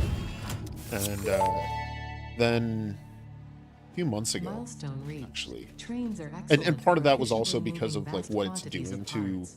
Train my logistics can be field. made Like, more I'm precise personally and impacted by complex this, with right? tools found And in like, a even though I railway hadn't signaling milestone. until I listen around to all my February this year been pioneers, looking at often when they're not even aware getting of back it. into that So market, due to popular demand, I have added a I was motivational aware of it. message. Like, I've got Teach friends, I've them got other former students, I've got, you know, former colleagues who are all telling me about this stuff. You know, my raid leader when I play WoW was a software engineer who had his job replaced, and so hearing about this made me, you know, it gives you a bad taste in the mouth. And like, I've been on the other side of that progress. Like, I remember my first job out of college was in finance, which I'm glad that's not a field I'm in anymore, but that's, you know, personal. We were doing automation tools. That was what we did, is we did automation tools to automate workflow, processing, all that sort of stuff. And like 3 weeks after I got there, my team that I had just joined and had no part in this got an award for helping one of our clients eliminate like 75% of their workforce and save, or rather, what it was for was helping them save 75% on their like human resources budget is how it was worded for us. But like, it was very clearly that, you know, we had automated away a ton of these jobs. On this build right here was probably 20 hours. So on this save game, I guess we should do another save. East episode 6 post.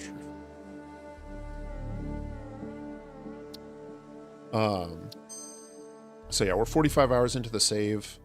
Episode 5 start was at 27 hours. Episode 5 end was at 43 hours. So 16 hours, and that included the coal power plant out by the coast, as well as the second half decoration of this tower. So there you go. Yeah, right now, right. So we got an award for that, and it was like, that was when I knew that it wasn't a forever job for me, right? Like, I knew instantly, and I'm grateful for that, because it pushed me to go back to school to get my master's and be able to start teaching. But it was,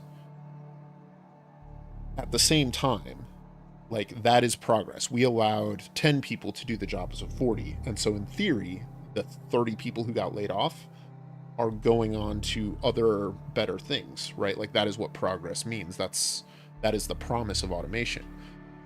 Unfortunately, the economics of it don't always work out, and it doesn't feel good to be the one who's distributing that progress. So that's, like I said, it wasn't the job for long term. Thank you, Randy. Appreciate that. And thank you, Owl, for the kind words on that power plant. So I'd had the idea of doing the full circle, and then I got out there and like took stock of the coal out there and realized that I didn't want to deal with the logistics to bring in enough coal to do the full circle. So I'm like, oh well, let's do a half circle. People like half circles. Half circles are almost as good as full circles. Let's see. up to 90 watching now. Yeah, thank you, Dale. Appreciate. Yeah, no, and thank you to everybody who's here. Like, I cannot believe the amount of support I've been getting from you guys. You guys are awesome, and I love it. And thanks for chatting, keeping the chat rolling. Like, it's honestly, this feels like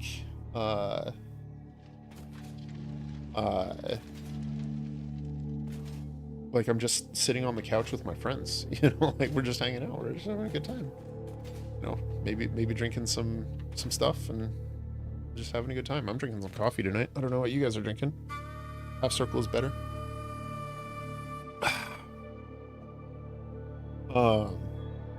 But yeah, so yeah, and the time lapses, sometimes they take a long time, sometimes they're pretty quick. Usually it's a lot more of the extra stuff. So like the decoration on this factory, that was an hour and 40 minutes. Like that was, let me see if I can actually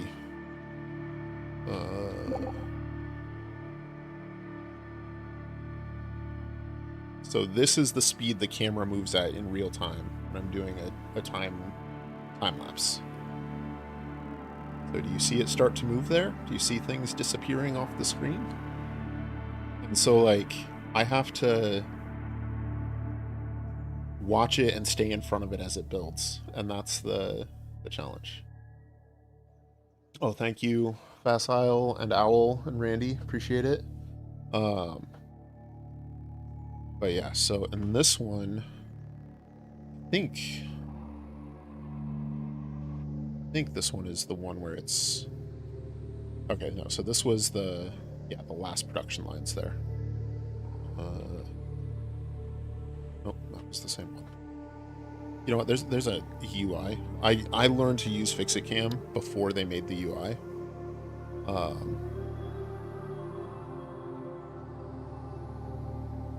In the background, what is that even?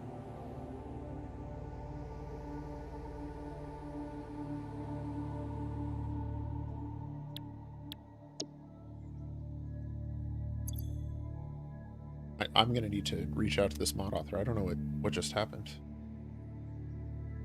But anyways, oh, there we go. Oh, okay. How do I don't even know what's going on, you guys. I'm so sorry. You have cold coffee at 3:30 a.m. Oh man. Oh, you're out east. There you go.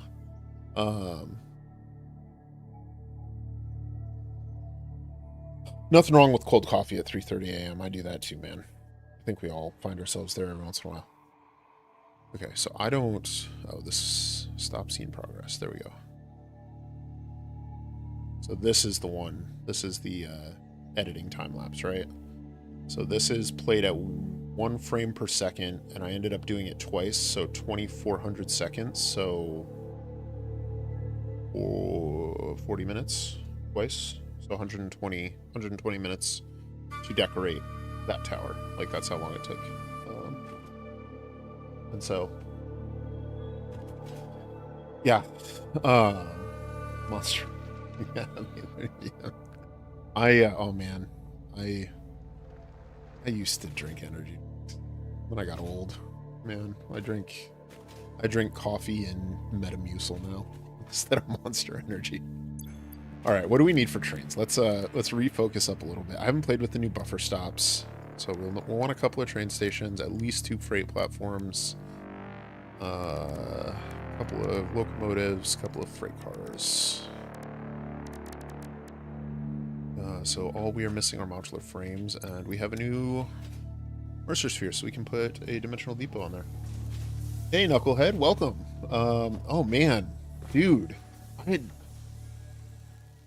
haven't seen you in forever. Are you still making YouTube stuff? Like, for a long time, you know, a couple years ago when we were both real small YouTubers. I think I was at like 1,000 subs, and you popped in. Maybe you commented on a video, or maybe I popped in while you were just starting Satisfactory the first time or something. I don't remember what the circumstance was, but I loved your channel, man. I followed you for a long time. And then I don't know what happened. It just, YouTube stopped recommending it, or I took a break for a while, or I don't know, man. But it's good to see you, my dude. welcome to the stream. Hopefully you enjoy it. We're going to be playing with trains here in a minute.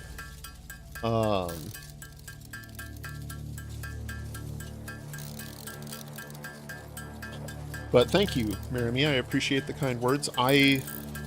Honestly, I was inspired by the Satisfactory launch trailer, like the early access trailer. And it's still, I sometimes go back to it every once in a while. You don't do Satisfactory anymore, yeah. But it's good to see you, man. Anyways, like I'm glad you could stop in. I hope you hope you enjoy the stream, and hopefully we'll get to hang out some more soon. But yeah, so I was inspired by the Satisfactory early access trailer, and all the early access, or all of their trailers have just been awesome. Okay, so here's a problem. This lift means you can't walk through the door unless you do a slide underneath it. So I might have to move my door. That's probably the right answer there, is to just move the door over. Huh. Rather than having to slide. That actually opens up much more nicely into the corridor there. Too much to do by yourself in the end, yeah. Looking forward to seeing my strats with trains. Well, keep it simple, man. That's the strat. But I'll do a full breakdown when we get there. Unfortunately, we don't have train signaling yet. Get this to the right color scheme. In this factory, it should be this color. And then we'll want...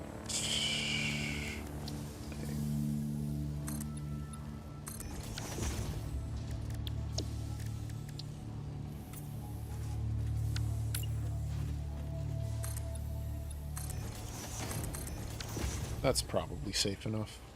That gives us... Oh, and then we can even do this better. We can put a ladder then right there. And now that gap looks like it's on purpose. That's the trick. See? See? It's almost like I planned this. And now we've got our tunnel there. Yosemite Dan, thank you for stopping in. You're happy to say you can honestly finish. That's more than me, man. I haven't finished 1.0 yet. I got a ways into it and then hit some burnout and took a break, you know, found myself, and now we're back again. Let's not... That belt was not clipping through the wall there. That didn't happen. Yes. See that. Yeah, so I got right to about here. Or no, a little farther than this. I automated modular frames and computers, and then aluminum. I got to aluminum. Monster rehab. Raising game, yeah, no, exactly. I had to think about it for a minute before I got the context. Prank, like, it's like yeah. Oh man, man, I need to get into some cozy monster games. So Pokemon was one of my jams growing up. Like when I was on the first wave of Pokemon when it first came out, right? We have a sloop, and we have some explosives. Can we get in there?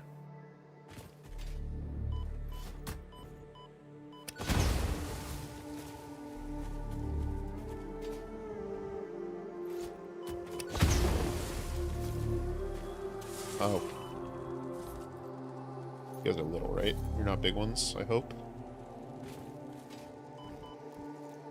We're gonna evacuate.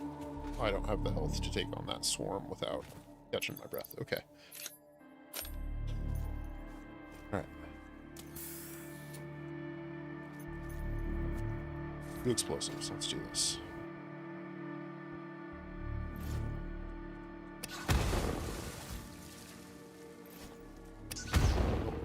Missed.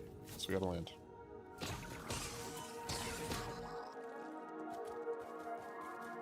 Maybe that's what we can do right now with trains, is set up an explosives factory and a dimensional depot for them, so that we can never run out of explosives again.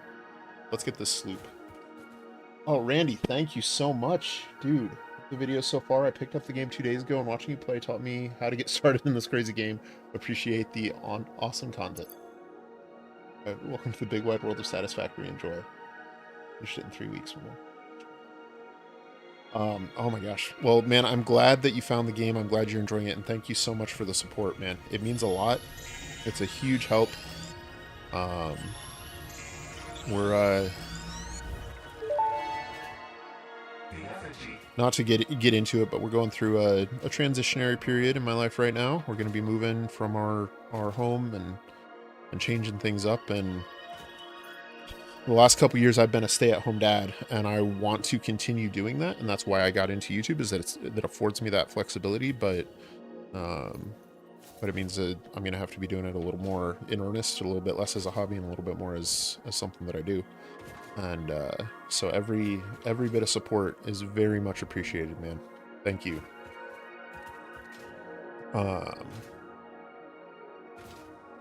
But yeah, Satisfactory is great, and it's something that has a lot of hidden depth to it. And that's one of the things that I like so much about it. All right, so where are we at? There's the power plant. Okay, I know where we're at. Let's think about this. How do we want to do this? So I had said maybe we would do some explosives. So let me get down here and make a plan. Now this coal we can't do much with. Or can we? Actually, now that I look at this, these aren't overclocked. We can absolutely do something with this. We'll have to play around. Let's see. Let's go ahead and drop down equipment workshop here. Say, oh, explosives will require manufacturing, and we don't have that unlocked yet. Do we? Did we get that unlocked? No, we didn't get the manufacturer yet. So we can't do explosives yet, but we can do trains. I mean, we can do manufacturing. We've got all this stuff for that. Yeah, we've got all this stuff for manufacturing. I really need to get all my random chests around the place cleaned up, though. They're a little bit of a mess. I mean, the good news is that this was the inventory dump when I built this power plant, or maybe it was when I built these miners, and was transferring inventory back and forth. Feel free to stop and use the to-do list. Oh, thank you. That's actually a good idea. Okay, so unlock. Just do this thing here. Do that. Right there. So instead of a whole bunch of trains, we'll do unlock manufacturing.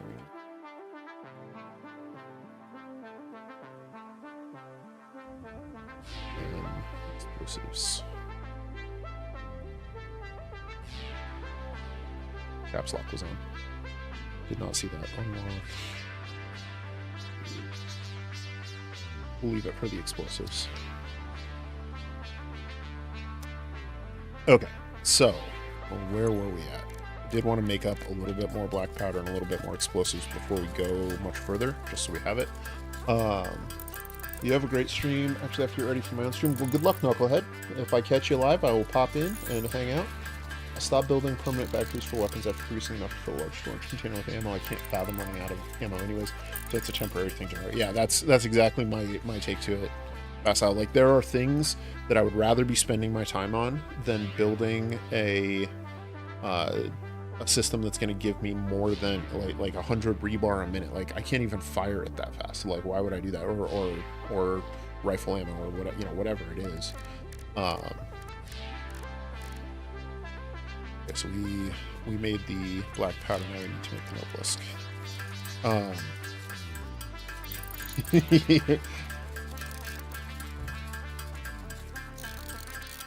I've been to the swamp. I know what it's like. But I agree with Facile here. That's the side that I land on that particular one. And so, like, I am going to build something that'll automate an obelisk, that'll automate each of these things.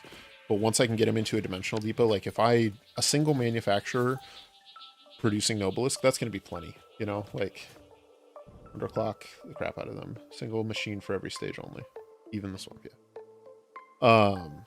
Okay, so the plan for this is trains. Let's figure out. So we've got our vehicles running through up here. Where do we want to put our train line through here?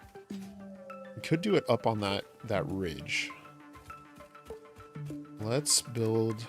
Let's see how safe that is, how dangerous that is.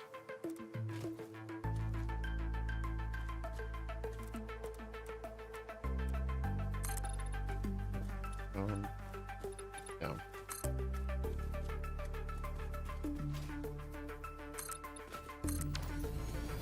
Oh yeah, that was definitely on purpose that would land right there. We've been playing for 2 hours. We have a benefit of 15 minutes of rest per day. Alright, so what do we have? So we do a train line through here. We could run it across this bridge, loop it, or we could do an end-to-end train. That could work for us here. So we've got coal down there. We've got iron out by our refinery. We've got sulfur right down in the caves there. Or we could do something fancy up here. Oh, see, this is a natural roadway though. So this is where the road should be. How far are we from our sulfur? That is going to be an important factor here. And then there's actually iron right over on that. We could just do a loop around the coal power plant. Actually, that sounds really cool and like a really fun build. I think we're doing that, guys. Okay, so where are we at? So we are a good ways away, but we can... Oh, okay, we're being attacked. Let's, oh, just a baby hog. Okay.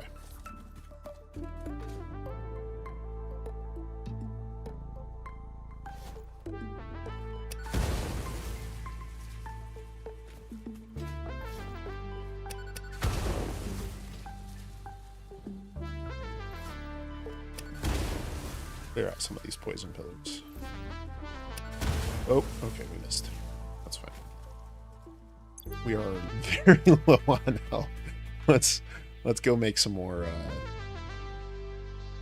healing items real quick, because otherwise this is just gonna end badly. We lost track. Storage container with regular normal with yeah, like how much are you going to use in the game? You know, like, and it's one of the things that I learned. I did the math on at one point in the early game, right? Like during biomass. So like all of the math for producing items is laid out right from the beginning. You can place down a constructor and you can see how many people, or sorry, not people, how much power it's going to take to craft an item. You know, if we want to make an iron plate, we can see that this is going to take 4 megawatts of power. And it takes, I don't even know where to see it. Where's the 30 per minute? 30 ingots per minute, 3 plates, 20 plates per minute. So 3 seconds to make 1 plate, right? At 4 megawatts, that's 12 megajoules of power. And so then if you look at something like coal, and see that's 300 megajoules, but like leaves or trees or biomass, like they all have their energy rating, which means there's an amount of biomass that you need to gather in order to produce every item that you need to advance to the point where you get to coal. You can click and hold. I did not know that, Mr. Mustache. Are you serious right now?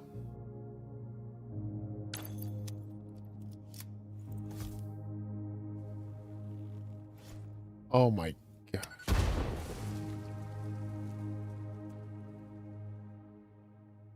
Thank you. That's so cool. That's awesome. I do need to heal up before I go play with that. I came down here for a reason, but thank you so much. That's a great tip. That is awesome, man. Thank you. Okay, we have some alien bits. We don't have any barrel nuts. You have those. We don't have any mycelia. Guess we're just eating our barrel nuts or our paleberries. It's fine. We'll get more.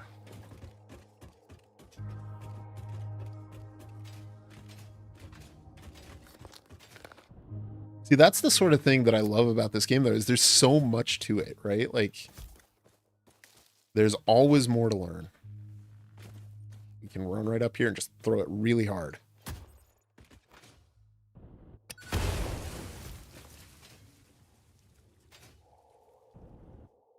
Um,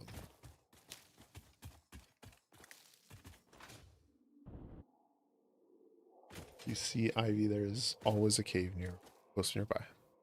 I've noticed some trends there. I've also noticed that this game is going to make me not trust waterfalls. Let's see, how far can I throw this thing? Can I hit that little one down there? Oh, that's beautiful. Get it up there. Too far. We missed.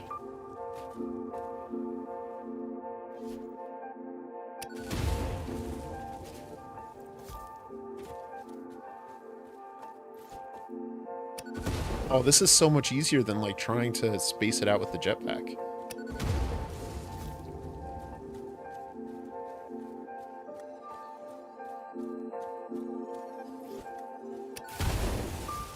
One of them.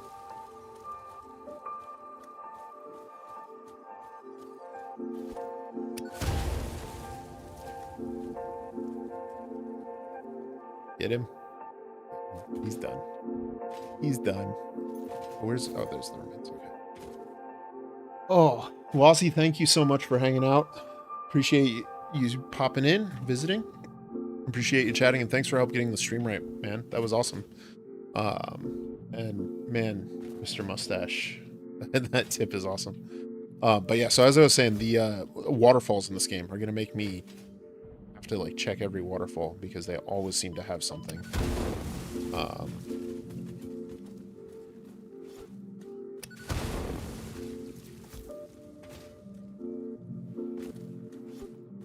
Oh man, that is so much better. Like, why isn't that included? Is that included in an ADA message that I've been skipping for forever? I wonder. I'm gonna have to go back and check. Nailing big enemies from afar is a lot of fun. You can get really good at throwing those. Yeah. No, that's exactly right. I tend to live near the skill floor in most, you know, Twitch-based reaction games like that. But case in point, right? Like, yep, this is about right for me. When I play, so I haven't played Marvel Rivals, but when I played Overwatch, I stuck to the characters that you never had to aim. So Reinhardt, Winston, Mercy, early Symmetra, you know, before she became something else. Because I have zero skill at first-person shooters. But that's okay. But our poison pillars are cleared out, and we can start laying our trains. So, here's the plan. There is iron over there. We cleared the rock on top of it. We can now mine that iron. We have coal down there, which we can send up to join with the iron. And then somewhere over here, there is a sulfur node. Down, it's a long ways down. So we might have to do some trickery or some magic or something. Do something. We'll figure it out. Okay, so before that I had no idea. Yeah. Oh yeah, man. I don't know if it's... Yeah, so those power lines I think are right to where the sulfur node is. Let's do a scan for it and see.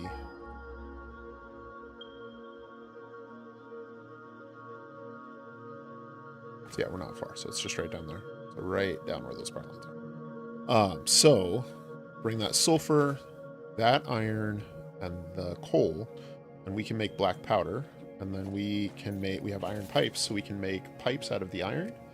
And pipes and black powder are explosives. And we have one more Mercer sphere, so we can do Novelisk. And we will be using trains to support this logistics network. So let's start by laying down some trains.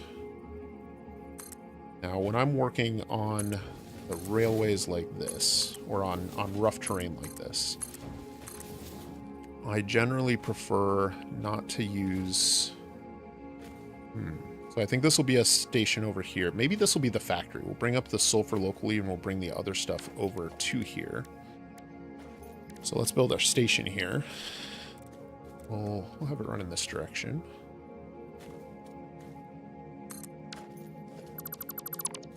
let's see.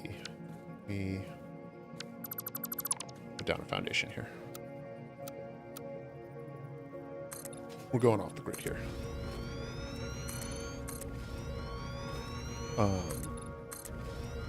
Found your page a couple days ago. Boyfriend and I have been enjoying your 1.1 series. It's been satisfying to watch since we can't play on console yet, but keep up the good work. Well, thank you, Abigail.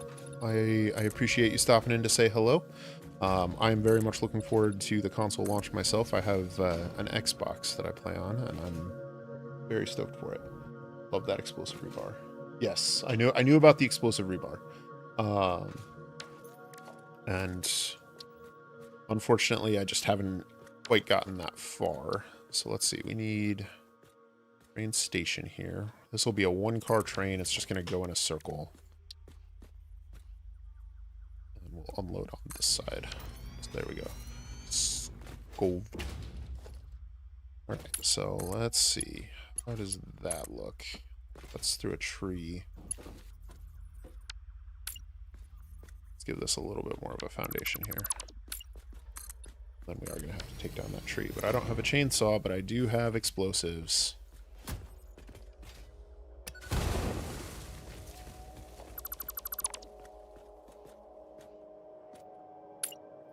Alright, bring out the railway just a little ways to right there. Picked it up. Alright, first train station is done. And now we can bring it out this way. Ever thought about setting a Discord? Yeah. As a matter of fact, I have thought about it. And I went ahead and started one. But I haven't done anything with it. I haven't gotten a chance, man. So I've got 2 young boys that take up a lot of my time. And so like I'm trying to work out all of the details on how to like start building a proper community and do all of that. And building a Discord is definitely on that to-do list, but let me go ahead and get the link for you guys. I'll post it in the chat now, and you guys are welcome to join. And we will do some stuff with it. At some point, I haven't even set up channels, you know, like I set up a channel for the 2 games that I have covered most recently, just to chat about, but planning on doing, like, obviously you got to do pet sharing, you got to do all kinds of stuff. Well, thank you guys. I'm hearing some joins. Welcome to the Discord, everybody. And then I think, so I'd mentioned I set up a channel membership up here as well. So I'm going to be probably having a member section where you know, essentially where I'll keep DMs active on my phone. So if you guys need to chat with me about something, you can do that. And then that's also where I'll post updates for new video releases and polls for like what games to cover. So right now I'm doing Satisfactory almost entirely. I've got a second channel where I do some like whatever content, you know, whatever strikes my fancy at that time. Okay, we're gonna have to clean up this factory over here. That's a lot of quick wire. Okay, let's do our other station. So we're pretty close to coal right there. Yeah, we're okay. We're close enough. So we'll do our other station right here. But yeah. So hopefully I can make that a fun place to hang out, a good place to find some friends, and I'd love to get into some multiplayer Satisfactory stuff with you guys as well. Like, when I get to the point, I would love to launch a server where, you know, we can come in, share builds, play around with stuff, and then play together. Because I've done a little bit of Satisfactory with friends. The guy who was in here earlier, Knucklehead, and I played together just a little bit when he was first getting started.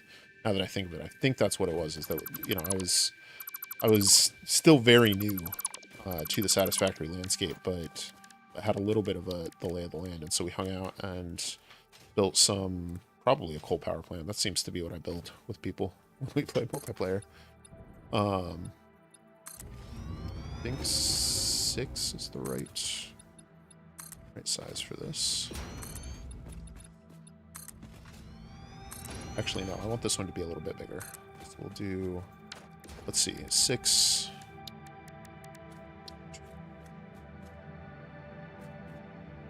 our train station. I want two platforms here, because I have a plan.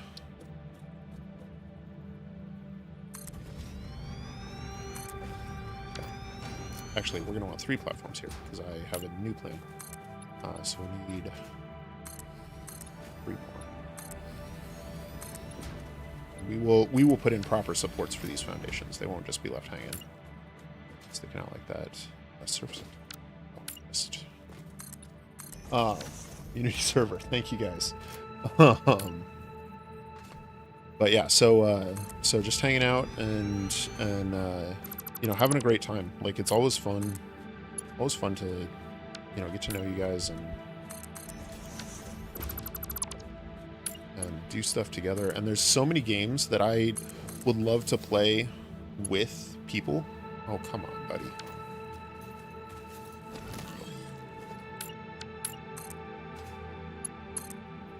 All right, there we go. So we have trains and we can connect power. Do we have free power up here? Yes, perfect. Miramia, thank you so much for stopping in. Appreciate you hanging out. It was good seeing you again, and I appreciate you coming back. Like that, honestly, it's the repeat viewership that feels good. And I remember us chatting in the first stream and just talking about, like, you know, getting started with Satisfactory and stuff. And it's good to see you again, you know, like, and to everybody else who is back as well. We're just gonna clip right through this conveyor. We will clean up the Caterium, I promise. I'm not just gonna do that. I'm not gonna do that to you guys. Not this time. All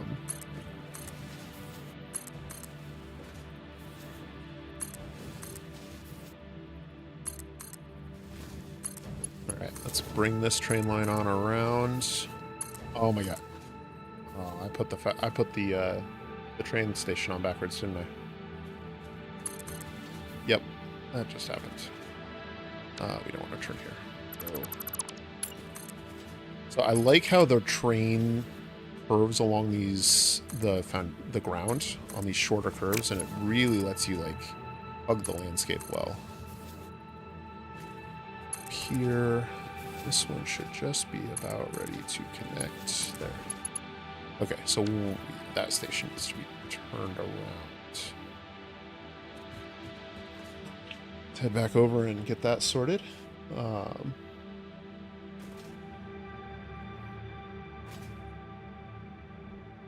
But yeah. Yeah, so thank you guys for joining the Discord. I haven't even looked over in there.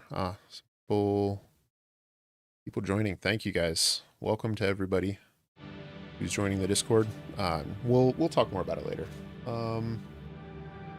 Do I feel a lot about pressure about getting every factory prettified and doing YouTube? I can see that being a contributing factor to burnout. It absolutely is. It absolutely is. And I talked about that in my last episode towards the end when I was talking about the build, is like why it's not finished is because so I said I was working on it for over an hour just putting up walls and windows, and I got to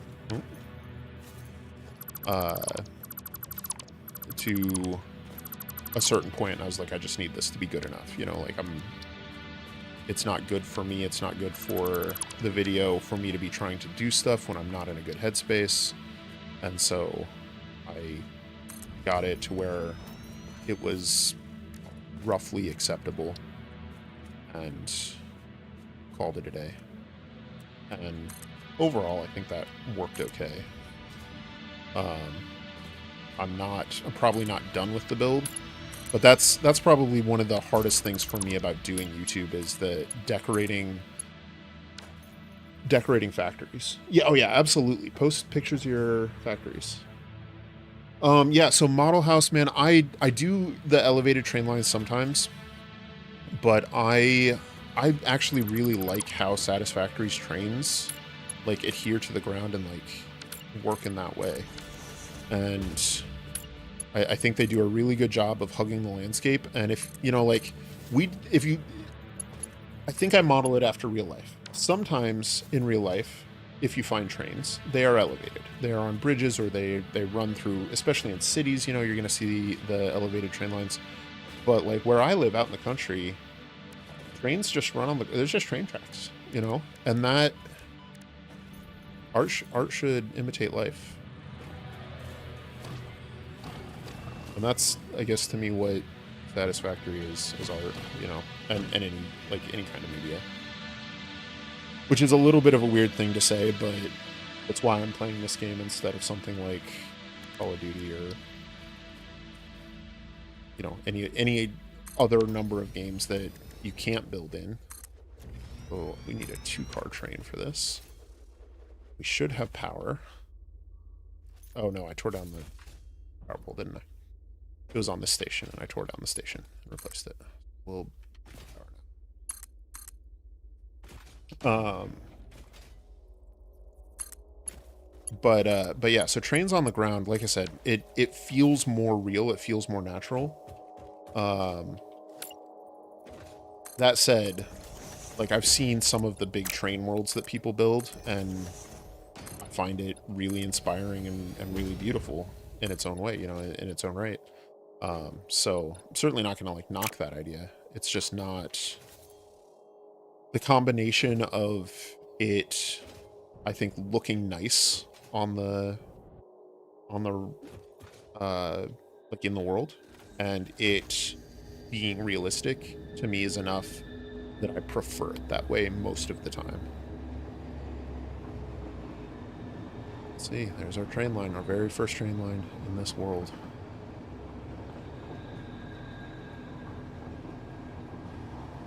I'm driving along it to see if the train clips really badly with any trees.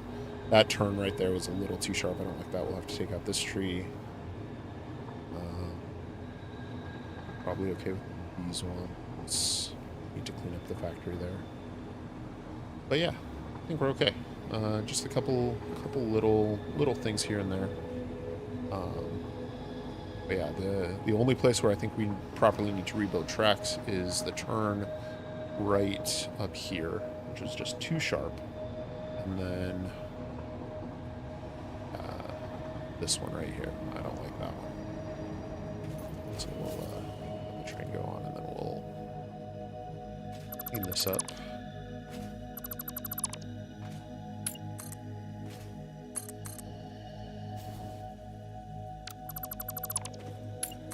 And just do it in 3 pieces instead of 2. But yeah, like here, where the train clips into the ground, I don't really mind that, because what seems to be holding the train in is the, like, a hook under the top of the rail. So, like, I don't care that part of this is clipped into the ground so much. That doesn't bother me. And once we get a timetable set up, yeah, electric monorail.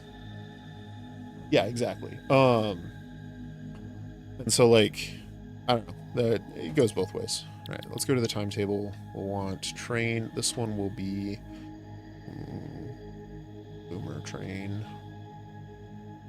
And we will add 2 stops to it and turn on self-driving. And then we'll come back through and modify stuff as we go. But I want to see... Yeah. I love that. That's... Oh, I love it. I love it. I love it. I love it. Oh, man. We've got trains, you guys. Oh, that's so cool.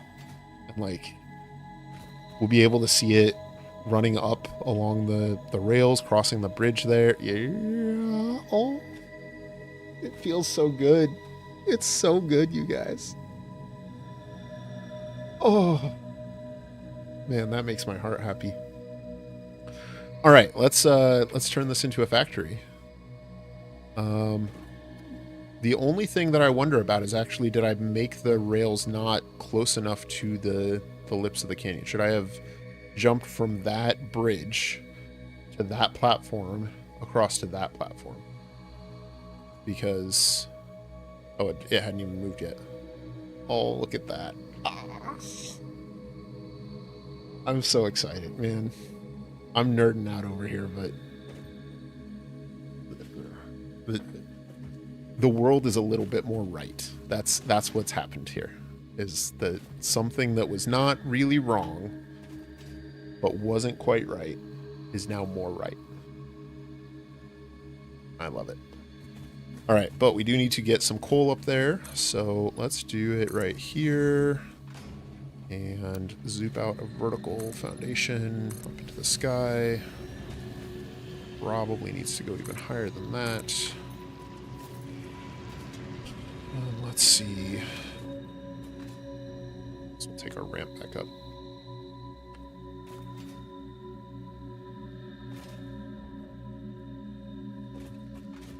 Trains are fun no matter. Oh yeah, absolutely. Trains are the best, man. I don't know what it is.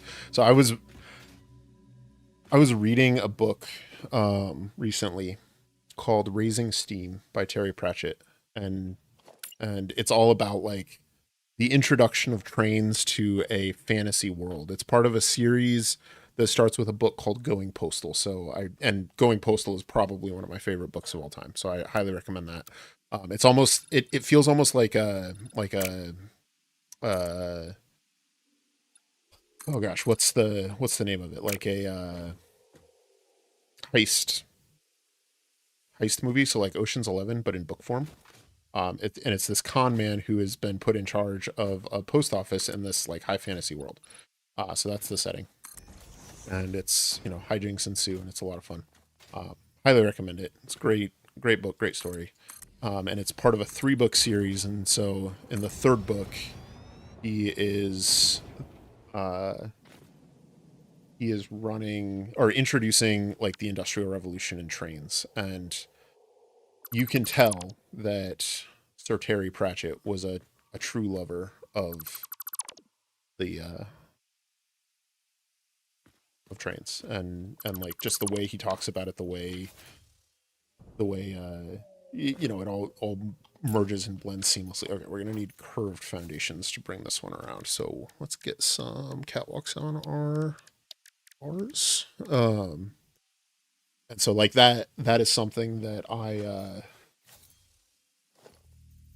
was reading that and I was like, yeah, like, it was one of those cases where I felt like the author got it, like, and in some cases you don't. So like I mentioned earlier that, like I was talking to, or I'd watched The Big Bang Theory, right?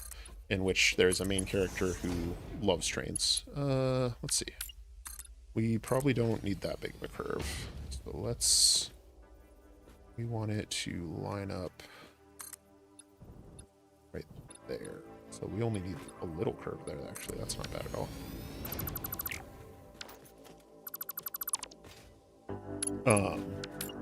And so, like, in that case, you can tell sort of that the author is more about the memes, more about the stereotypes, and, it doesn't really feel quite as kind-hearted, kind-spirited as it should. On that all the way over and then divert across there.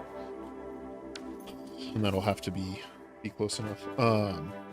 But with Terry Pratchett, man, like you can tell he loved what he wrote about, and in this case he was writing about trains, and did a great job with it.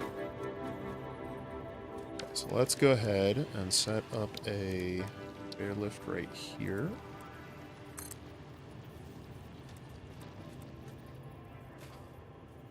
Okay, so it's not quite tall enough. So the right answer is to put in a floor hole, but I don't have floor holes unlocked, I don't think. So the other answer is to put in a splitter.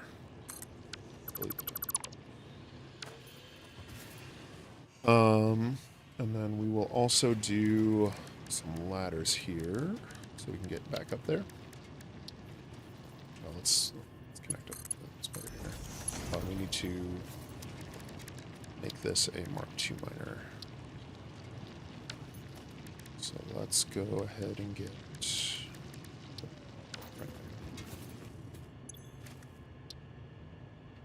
not enough space in inventory. I gotta get leaves. Excuse me. But yeah, so that's your book recommendation for tonight is Discworld by Terry Pratchett, which is a 42 book series, and 41 of them were bestsellers. That was something that I remember reading an interview with him about, was that when he started writing and he wrote the first book, and if I'm being honest, the first couple books are pretty rough. Like, uh, the first one is The Color of Magic, I think. The Color of Magic and the Light Fantastic are the first two. I don't remember. I think it's The Color of Magic is the first one, and it's got a lot of awesome characters and a lot of excellent plot devices, but like every two paragraphs there's this weird side tangent that distracts you from the overall story, and it's about a wizard going on a grand adventure. You know, it's great book, worth reading if you have the patience for it, but it does take a little bit of patience to read, I'll say that. But by the time he got into Going Postal, which was like book 26 in the grand series, he had very much found his stride, and it is a fantastic one. And then, like I said, it's a 3-book series, so it's Going Postal and then Making Money, in which the same guy becomes master of the Royal Mint and transitions from a coin-based economy to a paper-based economy. And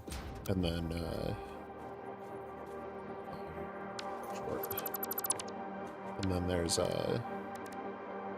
Raising Steam is the last one, which is the trains. And I think Going Postal is my favorite book in the series, but I too high. There's, you know, sometimes I play this game, I wonder what I'm even doing, because I'm not very good at this game sometimes. Yeah, that is the right height. Nope, that was too low too. Oh, you know what? I wonder if my splitter's not. I wonder if I can go there. Yeah, one too low or too high. We'll do too high. We'll just accept it. All right, curve that around there, and then that curves over to here.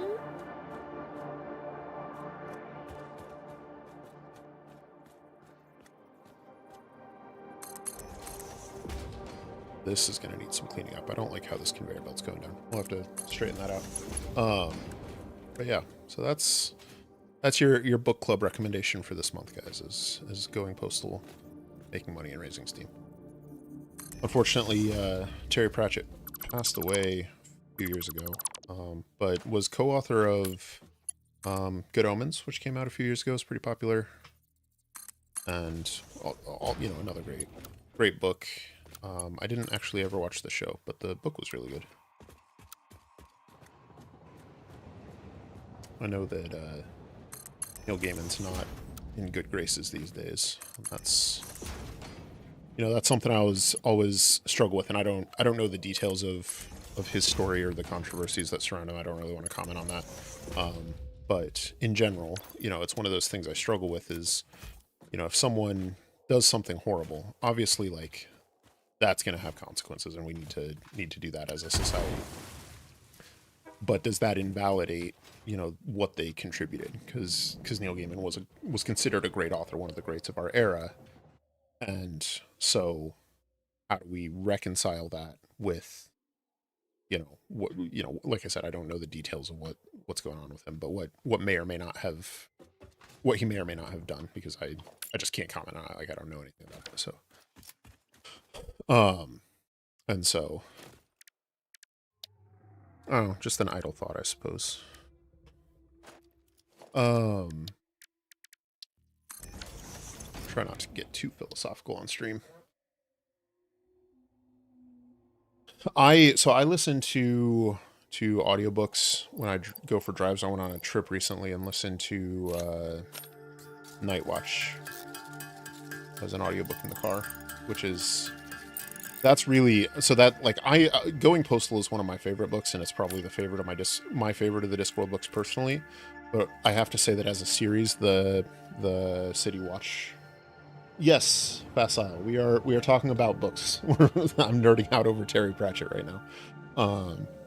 But the City Watch series and the progression of Sam Vimes as a character and all of that is probably one of my most beloved pieces of literature. You know, like it is real, and seeing the character progression and seeing the story progression and the world progression is one of the things that has led me to love literary fiction as an art form. Let's just get this straight. I'll sort out the details of this later. So, if you only watch Dakota Kraut's another smaller author, Brandon Sanderson, I will check those out. Can you post those in the Discord so I can take a look at them? It's recommended post. Oh, for about seconds when loading the train. Oh, that's... Yes, I did know that. It's been a little while since I played with trains, but I did actually know that. But thank you for reminding me. I would have forgotten, certainly for this station. Hopefully I would have remembered before it was time to post the episode, but here's what it is. Let's see. Side.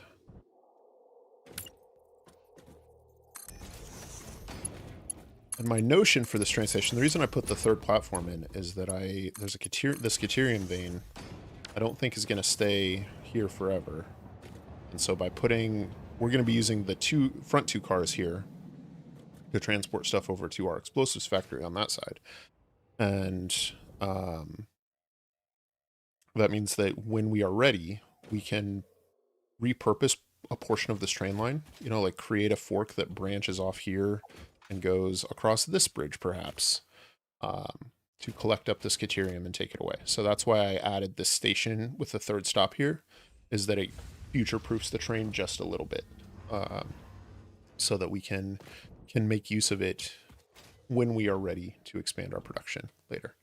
All right, so we are loading coal, and we don't have power on our iron yet. Make sure we're actually loading the things we came here to load up.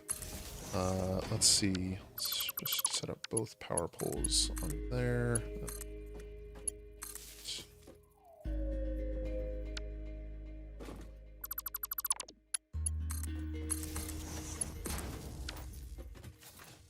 Because, you know, clipping in this factory is something I'm so concerned about. I had to move the power pole or the power line over by 1 meter so it wouldn't clip into the machine.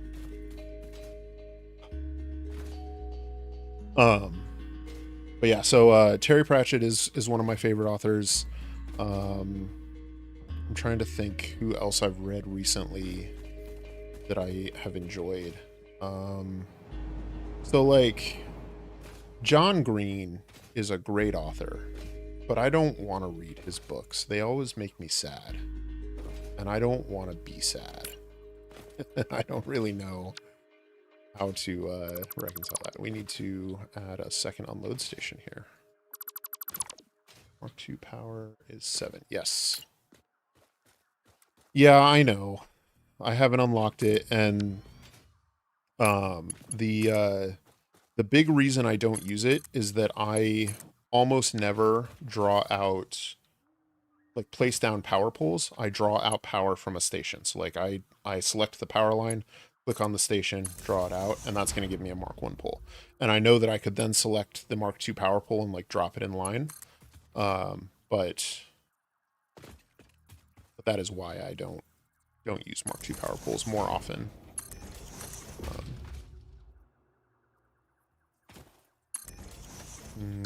No, we're actually going to want to build out this platform because we're going to need manufacturing up here. So let's go get our last ingredient up here, and then we can head back to base and pick up a manufacturer and lay this down.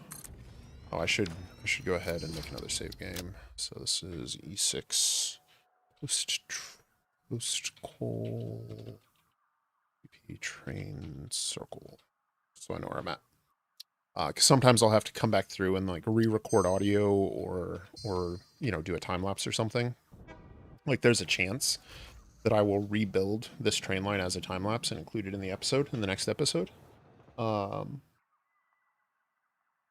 so if I do that, having a save right before I do that makes that easier, and then I can reload a save we make later, and even if it doesn't match the time lapse perfectly, you know, doesn't matter that much. It's all movie magic, right? Okay, so we need some sulfur, and it's down there. Let's make it back. Can make it back. Can make it back. Let's do a power pole so we can zipline back up easily. And how do we want to do this? How do we want to do this? I mean, we could... How much time do we have left? We've got an hour and a half left on stream. We could run a train. Right? Like, let's run a train. Down to our sulfur wood. I don't know why we would. It seems silly. But it also seems silly to run like a 500-meter conveyor belt.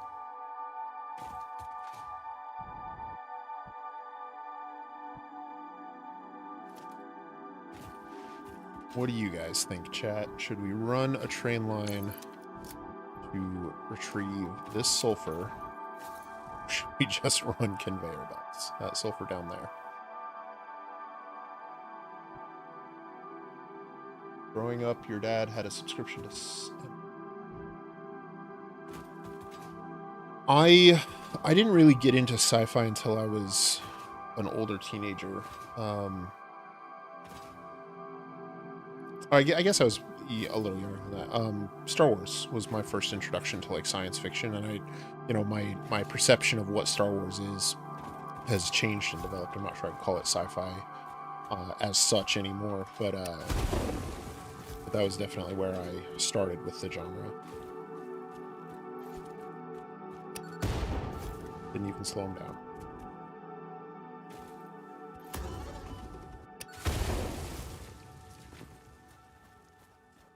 Oh, come on. Throw rocks at me. Alright, 3 nobelisks is what you need. It takes to kill an alpha hog. Run a 2-kilometer belt mode because I still suck at trains. So we have... Facile wants belts. Yeah. I mean, belts are probably the right answer. Yeah, we'll do belts this time. So let's just clean this up. But yeah, so like this is 77. I did not exist in 1977. I was not yet born. But Star Wars Episode 1 was my first introduction to science fiction, or is what I think of as my first introduction to science fiction. And I understand why it doesn't get the credit it deserves. And I know that that's going to be a heated statement. But I maintain that outside of a handful of specific and very valid complaints about Jar Jar Binks mostly, that Episode 1 was fantastic. I'm like, Jake Lloyd's acting probably was about as good as you can expect from, you know, an 8-year-old or however old he was, but like it didn't match Liam Neeson, you know? And so like people complained about that, and that's rough. And I get it, like I get where that's coming from. But I also, that is not a live power line, that's okay.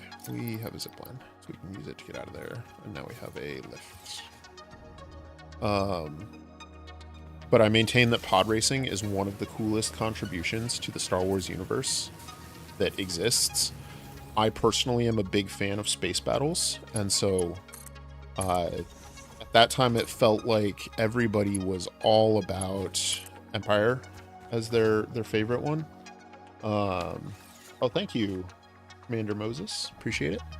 And Empire is great. You know, like I'm not gonna to take a dump on Empire at all, but it doesn't have a space battle, like as such. You know, not the way that New Hope has the Death Star battle, and Return of the Jedi has the second Death Star battle, and Episode 1, even though it's a little, you know, far-fetched, a little weird, does have the battle for the droid control ship. And so I appreciated that about it. I loved that about it. And then I maintain that, you know, Duel of the Fates is probably the single best piece of Star Wars music, and that Liam Neeson as Qui-Gon Jinn is probably the single best written Jedi, even though he didn't, you know, last very long, and that Darth Maul is one of the most compelling villains. And between those things, I think that that carries that movie and elevates it, at least in my mind. Oh man, we're really far away. Okay, let's run some foundations out. Oh, these are catwalks.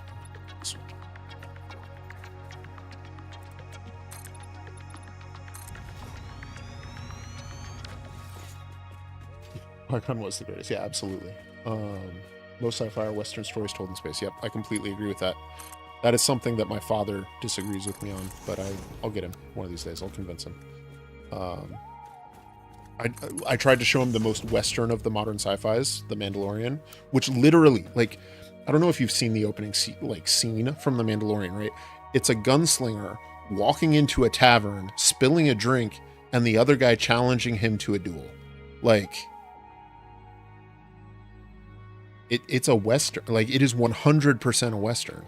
And it's not even shy about it. Like, it doesn't pretend to be anything else, which is great. It shouldn't, you know. But why is this not lining up well? Okay, do we have sulfur coming up here? Oh, we haven't connected power yet, have we? But we should have power on one of this power line. So let's bring that on over here and connect it up. So now we should start to see some sulfur coming up here. We are gonna definitely have to clean this up. This is a little bit too much spaghetti for my liking, but what I want to do here is connect it right here, I think, but use a frame foundation. The steel frame foundations, which I don't have unlocked yet. So that's where we'll be bringing it up. And then we'll figure out a nice way to bring the belt across over there. But this will get production underway, and we can always modify belt lines later. That is a fairly trivial task. All right, so we have all of our components coming into the right area. Let's go ahead and clear out some of these trees. So we have room to build, and we can build an explosives factory. Which, you know, probably don't need to clear out a ton of trees. Ooh. This is nice. Alright, let's head on over and unlock manufacturing. Thank you, Trustin. Appreciate it. Appreciate you stopping in to say hello. We're just hanging out, playing some Satisfactory, having a good time. There is a trick to make an infinite conveyor lift. I am interested in hearing that trick, Owl. I'd love to hear that trick. Found a cave, you guys. Oh, I've been in this cave. We found this last time. Okay, yeah, we were exploring down here. Yeah, I'd love to hear that trick. No, we're just also Australia against sci-fi is The Expanse. I haven't seen The Expanse. What's that one about, Disco? My favorite sci-fi that I've been into lately, I really like a lot of what they're doing with the Star Wars stuff. Again, not really what I would consider sci-fi anymore.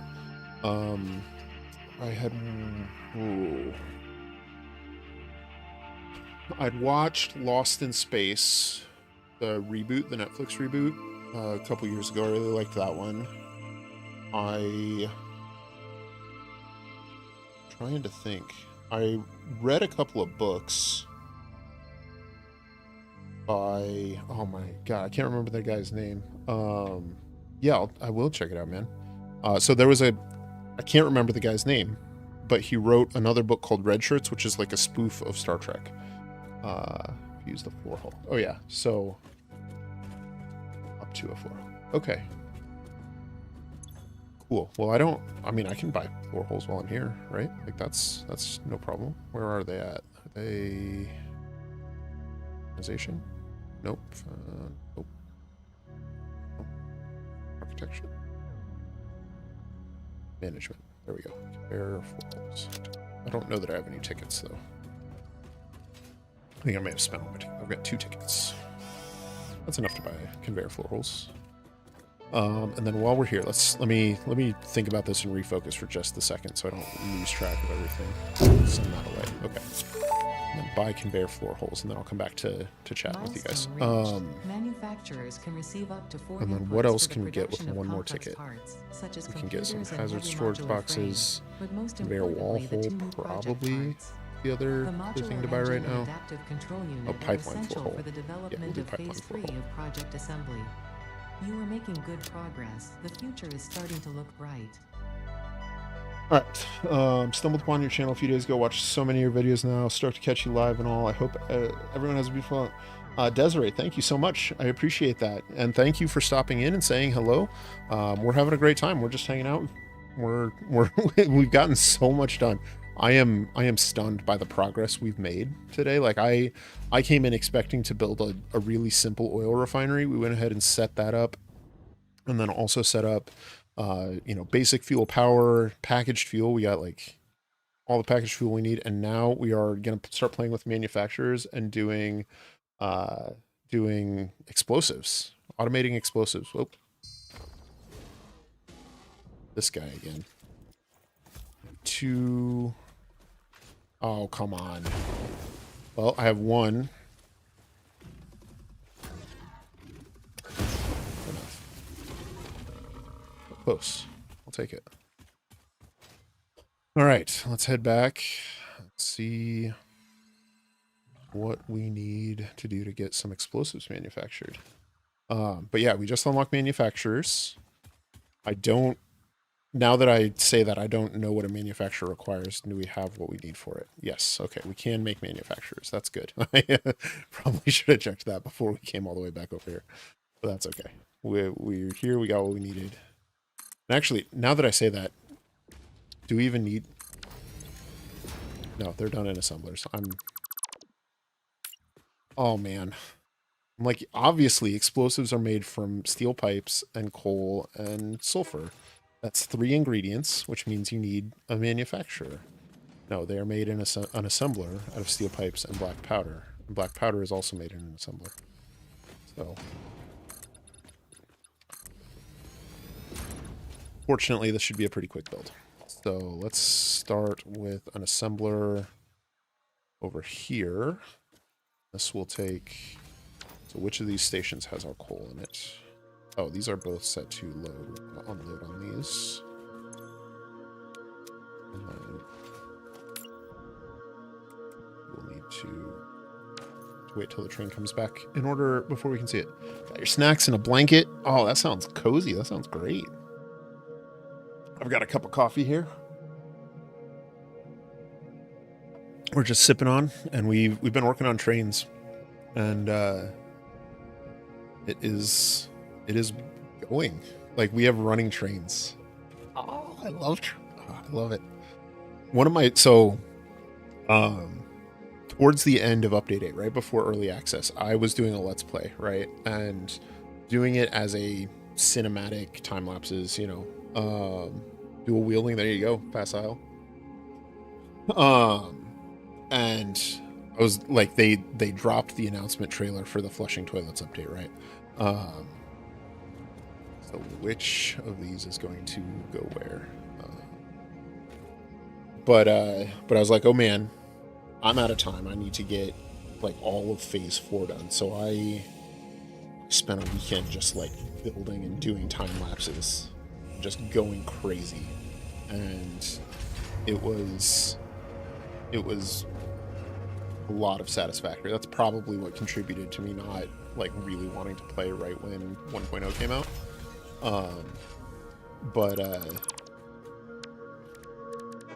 But it did have the effect that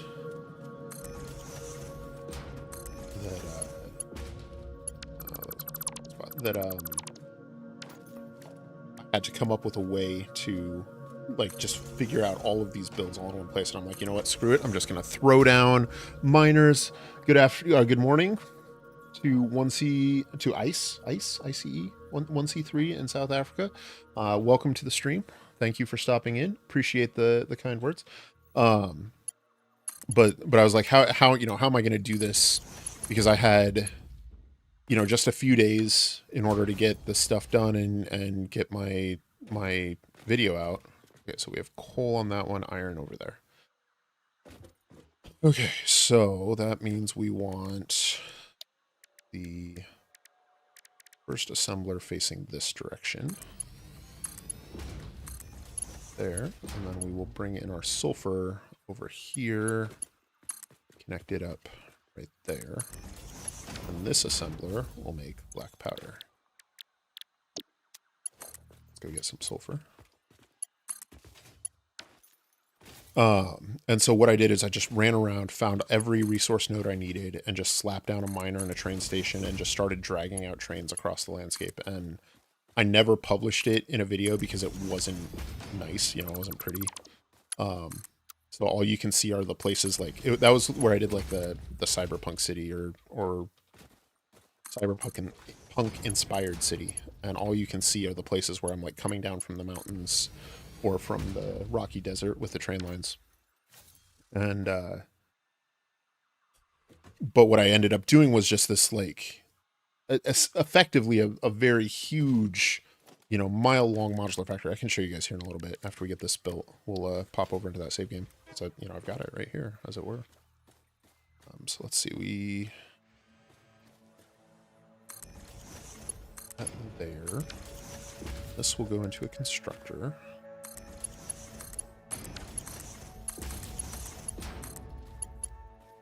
Some more power over here. So this will make iron ingots. This one will make iron pipes. So now we've got our steel pipes, and we have our black powder. And we can put them together in assembler.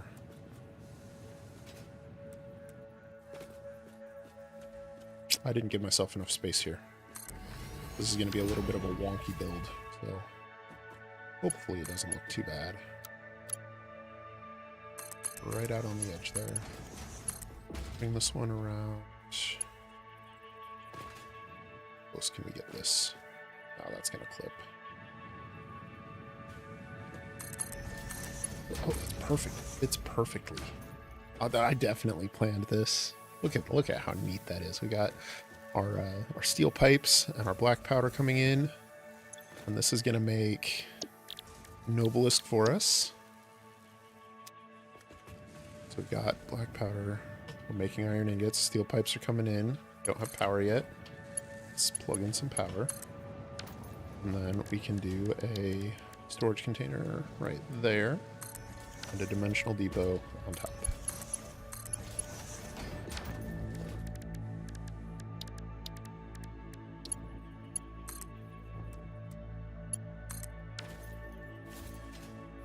Yeah, it is. It is almost like I planned it. I mean, I'm actually not unhappy with this. I think this is pretty cool. Like I love the loop backs on it. This little curve right here is probably the thing I don't like, and I wonder if this storage container needs to be running the other way so that it's a loop around into a storage container there and then out of the storage container and back, and that way it could line. Yeah, let's do that. That's what that needs, or at least that will be an improvement. I won't say it's what it needs, but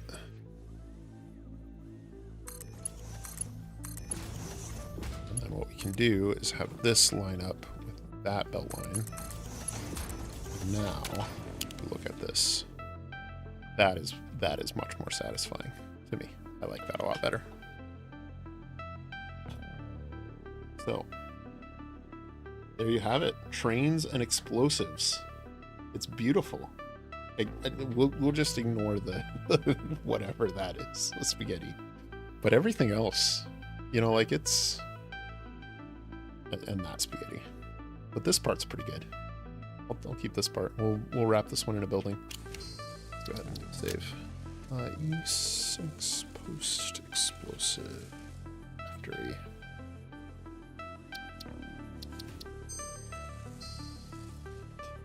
CD in action. Yeah. If you move the belt away from the assembler, so it's not such a tight loop by the assembler. Yeah.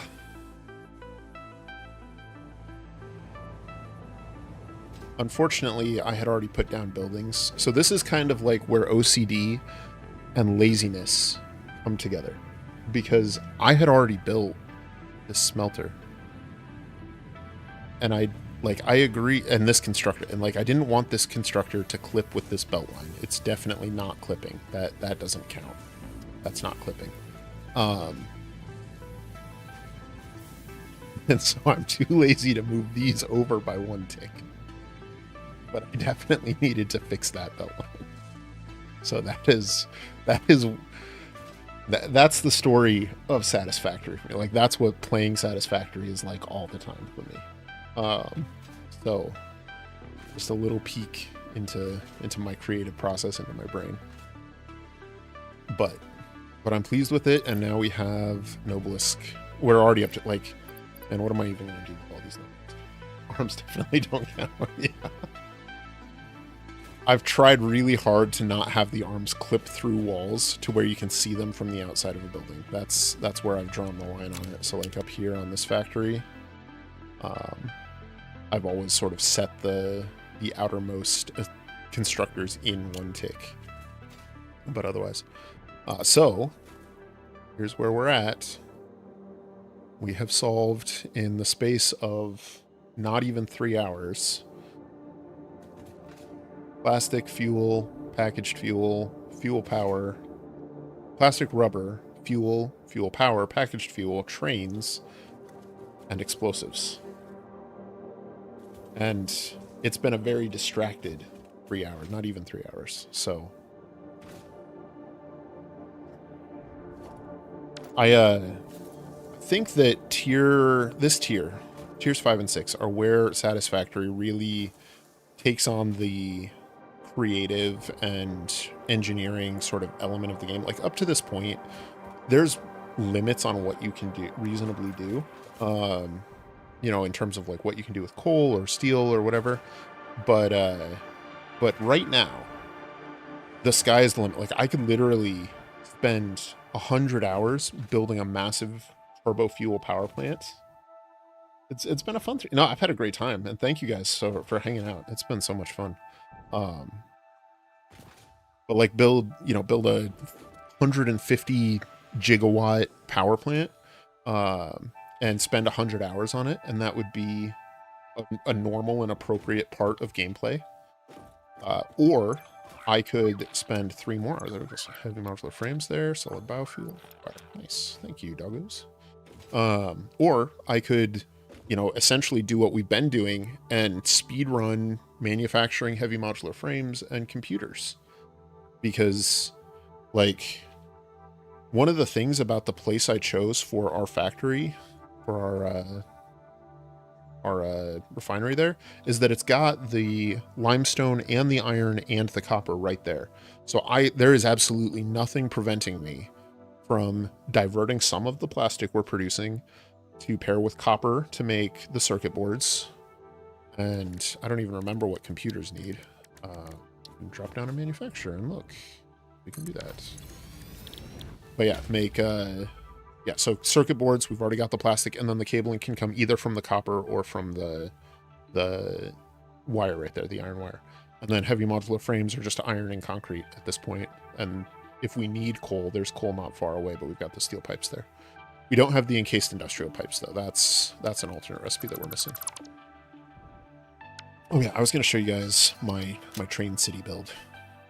So save that again.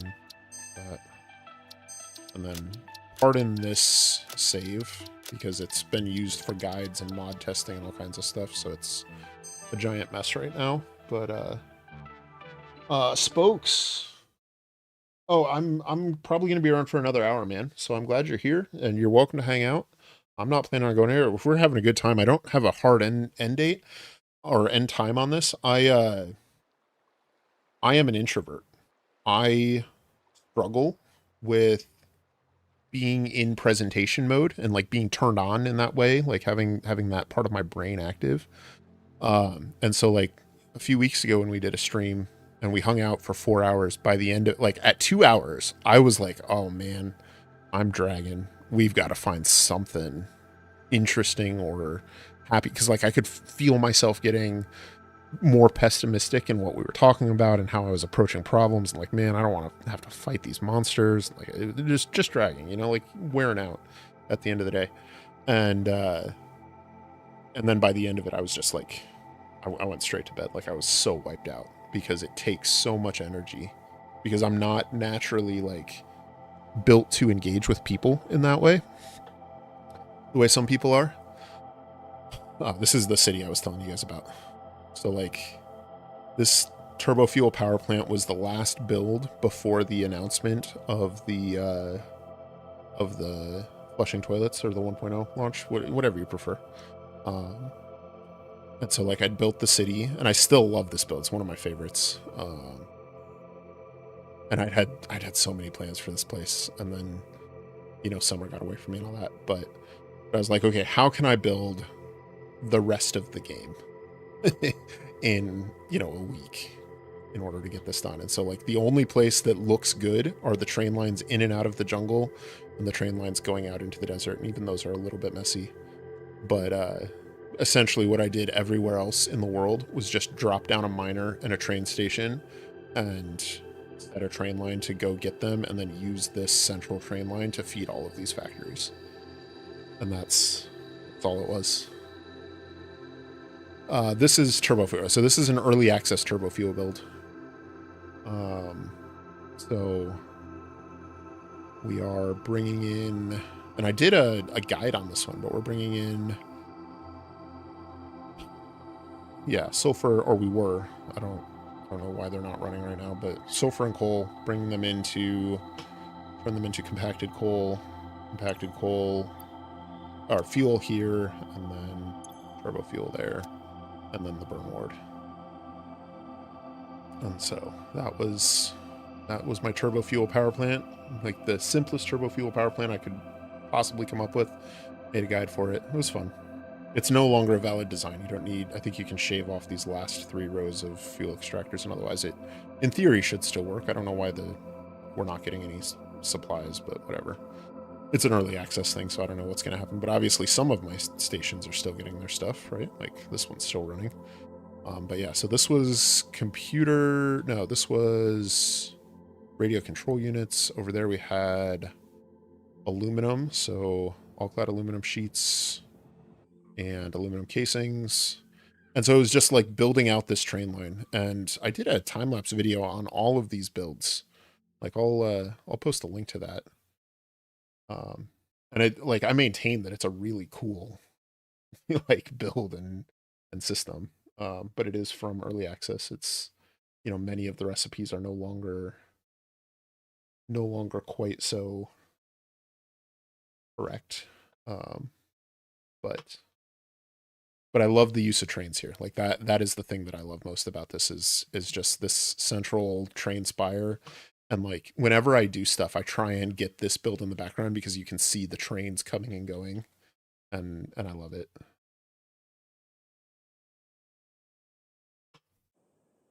So there's the video in which I build this factory.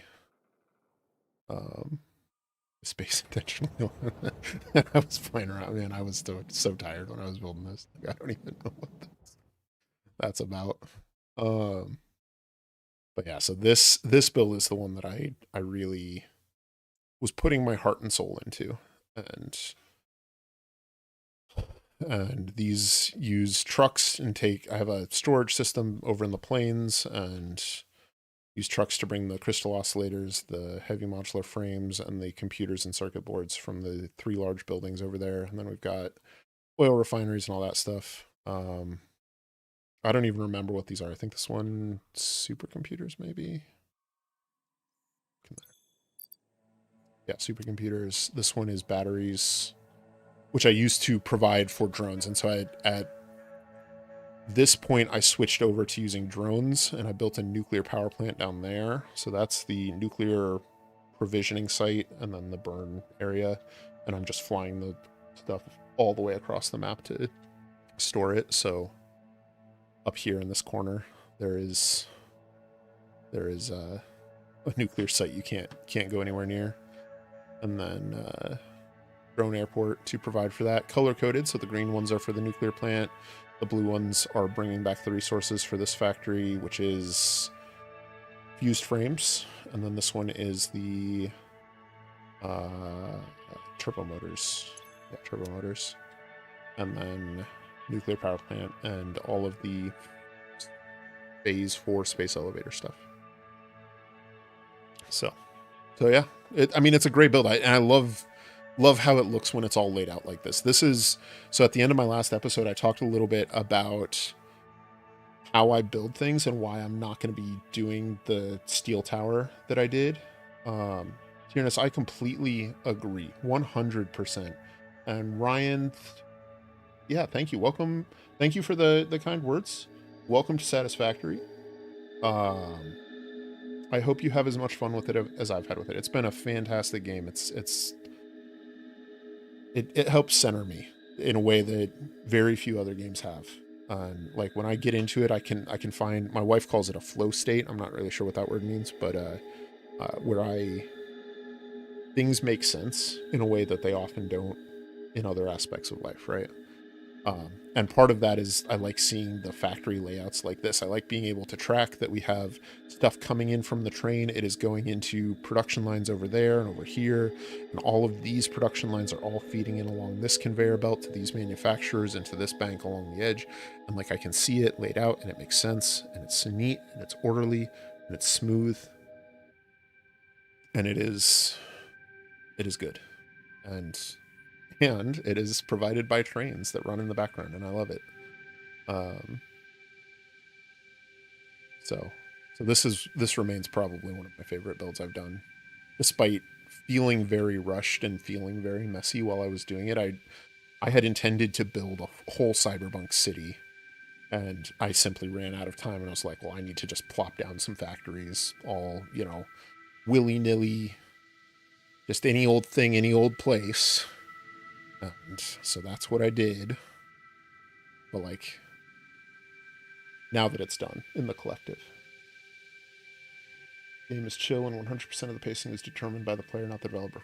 I completely agree. And that's I think one of the things that I like so much about it is that, like I was saying, we've reached the point in the game where I can choose to push into heavy modular frames. We've got an hour or so, maybe more left on this stream.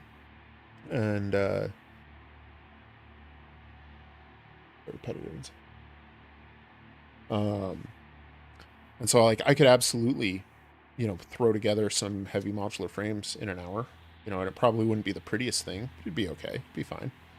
Or I could, build a global train network and spend 100 hours just playing with trains. And that is a perfectly valid way to play. And it's really tempting. Honestly, it's really tempting.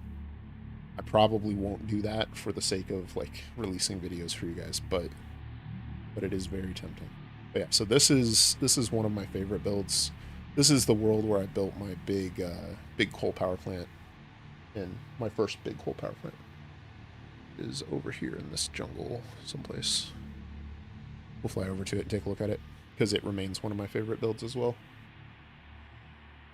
And I wish I could do more like it. I stumbled into this and don't know how to replicate the success on it. This one right here. And I've removed the central tower in a lot of my guides because it blocks the view, but I think it looks better with it from a distance. That's why I put it in there. And I really like the way it looks up close to it. The central tower in this coal power plant is one of my favorite effects if you are at 500 meters away or if you're at 5 meters away. But in the middle, it's not the best. So out here, I don't like it. It blocks the view. But if we come in here, look at it. It's beautiful. I love it. So anyways, that's all blueprints. So I can delete it pretty quickly if I choose to. But yeah, so this coal power plant where I'm using the trucks to bring coal in and bringing it through and providing it to these these coal power plants via these truck stations and having the roadway drive through the factory remains one of my favorite builds as well that I've done. And then this was the inspiration for my starter base, because this is the starter base I did in Update 8, and it definitely fueled my inspiration coming forward. And you can see the, you know, the carryover, the crossover. But another going on, and this world I did in a full, like, feature length cinematic time lapse. Just in case you haven't seen it, it is a good one. I will post the link to it. You guys can see it. Pull it up without it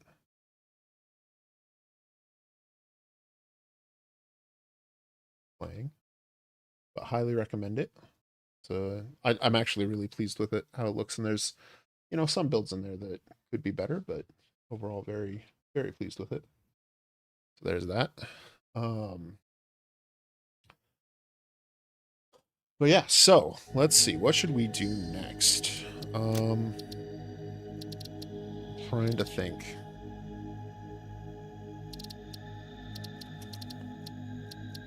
You can see I'd started a couple of different 1.1 Let's Plays and ended up going with my third one. Just jump back into it. Let's see what we have next. So what do you guys want to do tonight?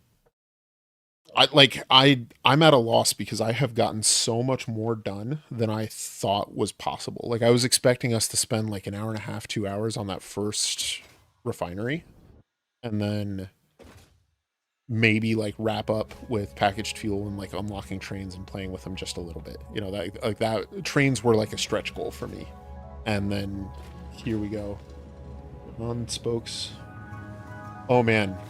So I love the spaghetti. If you go on Reddit, every once in a while you'll find posts from people who elevate spaghetti to an art form.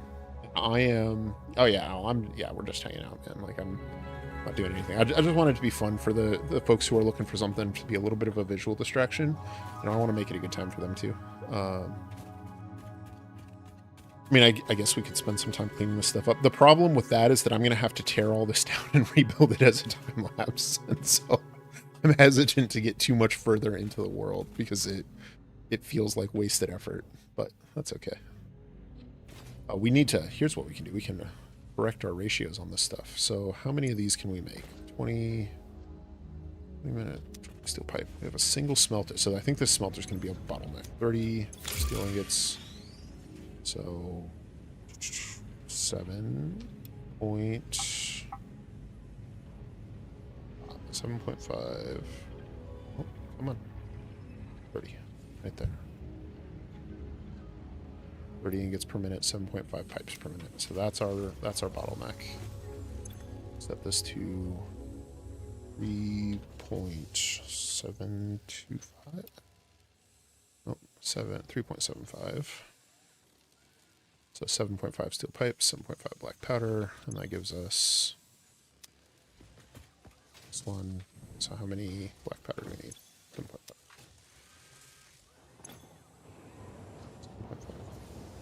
Perfectly ratioed, just like that. Okay, saw your streaming, came in to say I'm enjoying following play. Obi-Wan Kenobi, thank you, welcome. Dale, thanks for stopping in and hanging out. Appreciate the support, my friend, and have a good one. Literally took until the last hard drive to get the iron pipe recipe. Yeah, yeah, man, that happens sometimes. That's there you go. I need to hunt some hard drives and some more Mercer spheres. I think I used my last one as part of that plan. So that's what we can do right now. I also had the thought that, like, so I've been playing some Oxygen Not Included, and I thought maybe we could do some of that on stream, but I don't know how much interest there is because, you know, I've been doing a lot of Satisfactory stuff on my channel.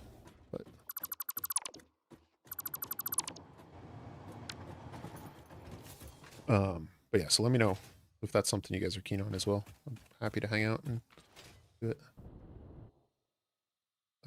This is radioactive. Okay, yep. We discovered that before, now that I think of it. Super casual, these kind of games. Videos helped a lot. Yeah. You know what, man? I got into making Satisfactory content because when I started, all that really existed was I'm Kibitz and Let's Game It Out. And Total Eclipse had just started his channel and didn't really have much. And so, what's your speed tonight? It's a colony builder / automation / survival game. It is way more complex than Satisfactory. I'll say that. Like, you have to like do physics to play Oxygen Not Included, but I love it. You know, like it is one of my most played games, and it's probably the game I think about most when I'm not playing. Like, Satisfactory gets me about the same amount. There are so many power slugs in this tree, you guys. This is 5.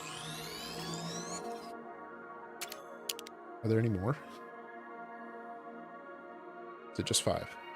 Just 5, you know, like we're getting ripped off by the slug tree over here. Let's see. But yeah, so there was a whole lot of like the really big over the top builds being done on YouTube, and it didn't meet my needs, you know, like it was too much. And I've enjoyed watching those guys do their big, crazy, impressive stuff. Like I enjoy that as much as the next guy. But it's not how I play, and it's not how I want to relate to, like, when I engage with a content creator on YouTube, I like to join their community. I like to join their Discord. I like to hang out with them, chat with them, like leave comments on their videos over time, you know, get to know them, try and build a relationship there. Because that's, I think that's the thing that gets lost in social media. And I'm probably going off on a little bit of a tangent here, but more purple slugs, I'll take it.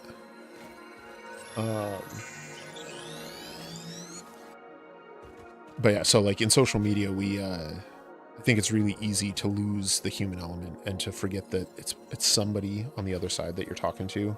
And especially with the, you know, hyper collective social medias that are very present, you know, Reddit and Facebook and Instagram and all those. And so like for my part, when I'm doing something on YouTube, whether as a consumer or content creator or whatever it is, I don't want that to be how things go. And so I try to engage with content creators, and that's number one, that's easier to do with smaller content creators. And number two, it is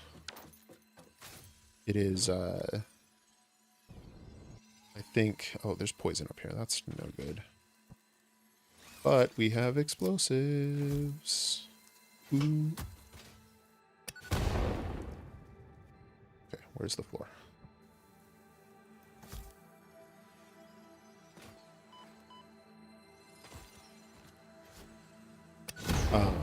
So when I engage with these content creators, number one, it's easier to do with smaller content creators, but it's also something that I want them to like to have something in common, you know? And yeah, I want people to build a build that I might do.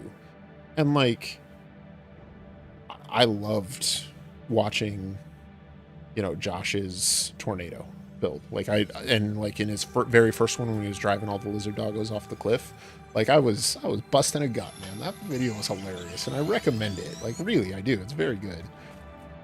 But that's not how I'm gonna play, you know. Like, I don't, like, that's not who I am. That's not what I want to be. And so like it leaves room for something else. And that's, so yeah, like you're saying, like trying to be real. And I wouldn't say it's like it's a different kind of fun. It's a different kind of personality that engages in that kind of thing.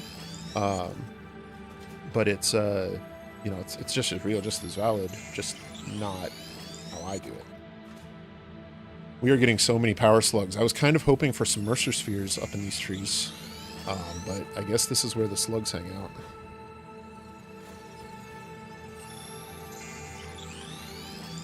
Yeah, exactly, John. You said it, man. That's exactly right. And so,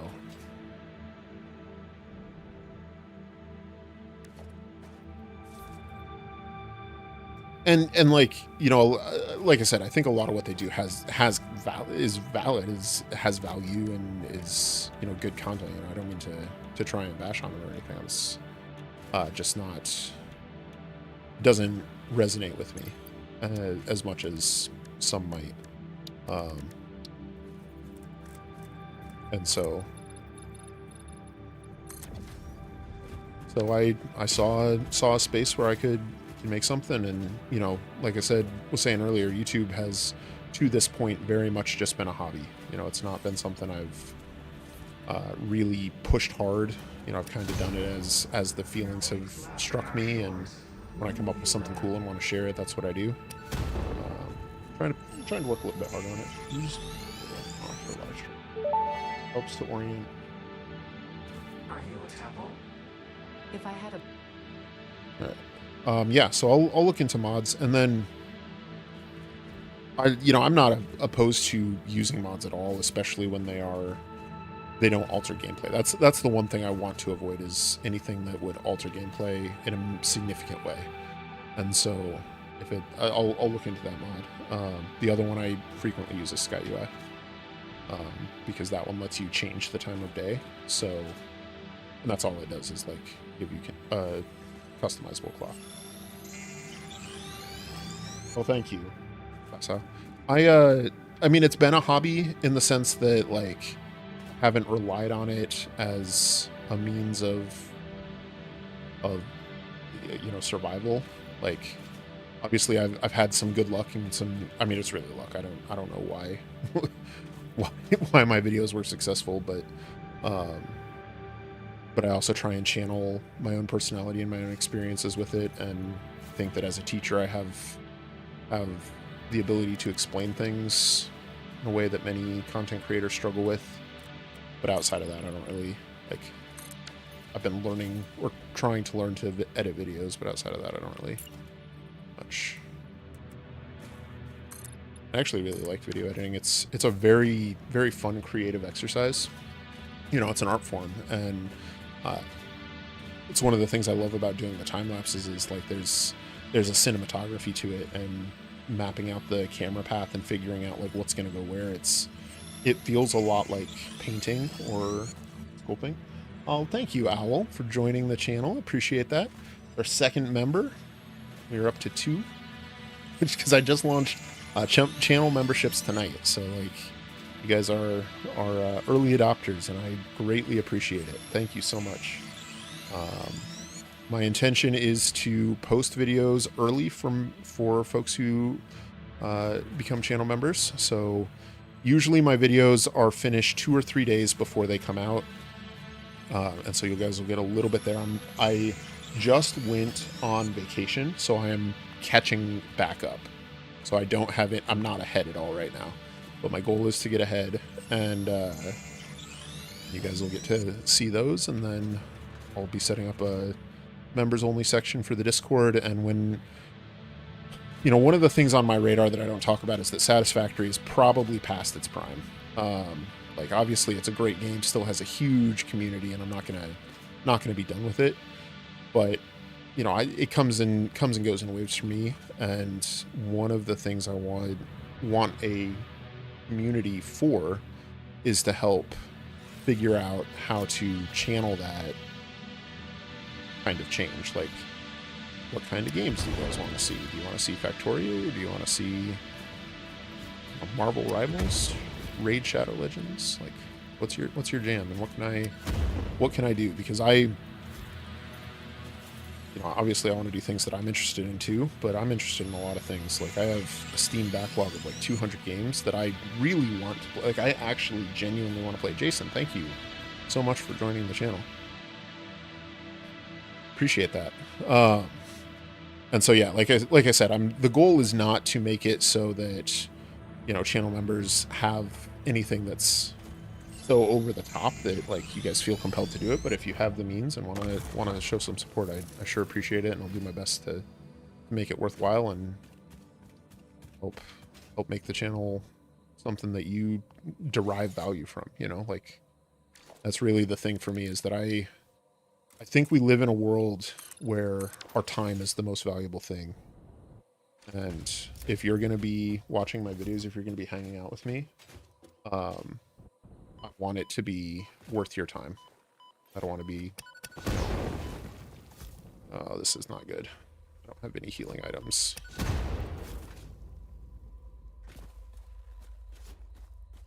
Man, this tip about throwing the Nobelisks is huge, you guys. I've played this game for 2,000 hours. And I didn't know that. Aluminum casings. Do we have aluminum casings here? We have computers here. That's our first computers we've found just floating around the world. That's cool. But I don't see aluminum casings here. There's some fuel canisters. Liquid biofuel. Interesting. Oh, that's poison. You guys are gonna get me killed again. That was my first death in the series. Oh, Randy, thank you so much. Oh, no worries. No worries, John. I get it, man. Like, that's... I'm in the same boat. You know, like, that's the thing, is we're, like... 100%.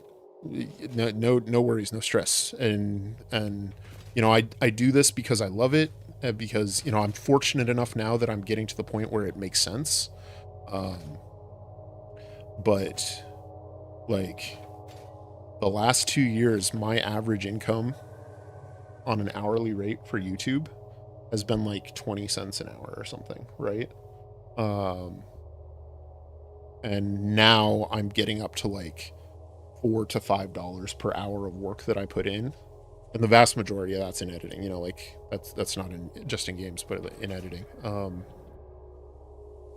So $4 to $5 per hour of work that I put in, and that's obviously not much. It's not going to pay a mortgage. It's not going to like put my kids through school, but it's enough that it affords me the flexibility to keep doing it, because the alternative, at least for me in this town, would be like working for $9 an hour at Casey's or something similar. And working on that kind of schedule in that kind of environment with that kind of like demands on my time and on my body and on my soul, I will take 50% less pay and put in more time, because it lets me spend time with my family when they need me, and lets me take care of my kids, and you know, be there. Yeah, we can grab the liquid biofuel. So we only have 9 though. That's the downside. Let's see. There's a summer sloop, it looks like, up there. What is that, actually? I don't even know what that is. I thought it was a summer sloop.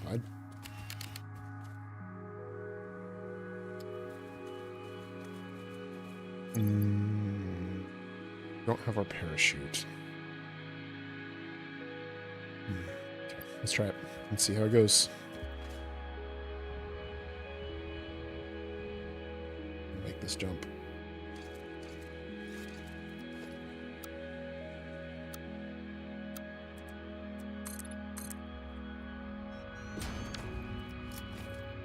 Whew. Rocket fuel, I need like 2 backpack. Or 1 set biofuel. Oh yeah. I will dismantle the dropships when I loot them. Until then, I want them to remain in the world. So that dropship requires aluminum casings, which I don't have. And so as a result, I want to know that it is there. I want to be able to see it easily. We are out of iron plates. Where are we even at? Oh, we went way south. Okay. Okay, I know where we are. Yeah, we're over by the Crystal Forest. All right, let's see if we can get up there. And then we're going to have to head home because we are out of a critical resource for future expansion. Oh, I could have made that easy. So what is up here? Okay, so it is just the summer sloop. Just in a cool rock thing. Oh, come on. We're dead. We gotta get out of here. So there's a purple power slug, and that means there's enemies here. I have no health. Oh, but I have some berries now. Okay, we're okay. Didn't even use... Yeah, I mean, I guess I was more focused on, like, the landing and probably panicked a little too early, threw down a foundation. Okay, so we're down by the grassy plains now. So let's make our way back north. Keep an eye out. I actually came out here looking for Mercer spheres and haven't found any. Oh, I guess we found one. That's not so bad. Found 1 million blue power slugs, though.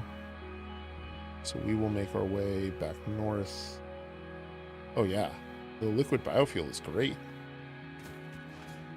Look at that. We're just cruising. There's a Mercer sphere, but it's guarded by a nuclear hog. And I have no... Well, I guess my health's full, but I have no healing items. We're in a dangerous place, you guys. Let's head back home, find something safe. Tap spacebar really fast. Biofuel lasts for... Oh. Okay. That's great tips. You're in politics. Thank you. That does help.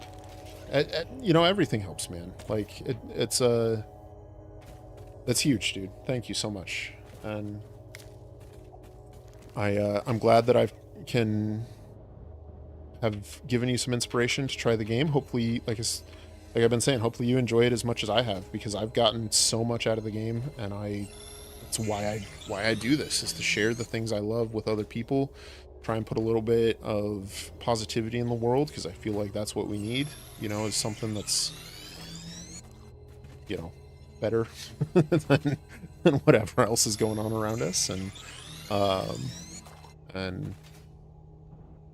so, like, this is the corner I've carved out. I'm trying to make it as nice as I can, and so any support is appreciated and welcome, and every little bit helps. Like, thank you so much. It's huge. Let's see. So that... All right, so let's see where we're at. I'm gonna go this way. So that's another... So we've got full health. As long as we're not being attacked. Tap, tap, tap, tap, tap, tap, tap, tap. Should be able to get in here, grab the Mercer sphere. Uranium doesn't kill you out. You no longer perform your maker temple. Alright, are there monsters Hoping here? meant leaving it. Our blood will eat, build, teach. I have no use for blood. Yes, something is being aggressive towards us. Interesting. What is hitting us? Oh, okay. I see what's hitting us. Okay, deep breath, deep breath. Not full health. Yeah, exactly. Exactly. I mean, 6 purple power slugs is nuts. That's 60 power shards we're going to get out of those. We do need to get into a safer... Like, the stress level has just been slowly ticking up. I love that you can still jetpack while crouching and they don't see you. That's... That's fun. I mean, I'm glad for these power shards. Build and actually decorating the factories. Yeah, so I love decorating factories. There's no question of that. What I find is challenging for me is doing it in the way that I have to for YouTube videos. Yeah, I'm out of inhalers. That's the issue. I left all my mycelia back at base and ran out of inhalers. But I think we're back at our power plant. Yeah, there we go. Second or third hardest area in the game, so get a rifle before you come back, yeah. And then look, there's another blue power slug that we've just been walking by. Like, I literally built a miner 10 yards from this thing and just never even saw it. It was part of the scenery. Alright, let's head back. Let's gather up some supplies and... but yeah, so... So I love building and decorating, and if you go back to that update 8 time lapse that I showed you, you can see how I built my starter factory in that one, and that's how I decorate naturally. So at the start, it's literally just foundations with machines on them, right? There's no walls, no decoration. I use the foundations to make it look organized, but outside of that, I don't do anything. We have Nobelisk and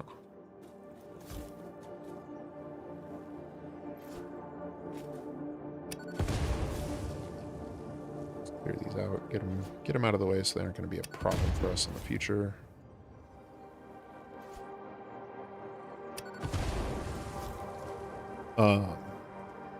And so then the problem I run into is when I am doing it for the sort of time lapses I've been doing lately and for this series, which I'm going to continue because I do enjoy it and I think it's an important part of it.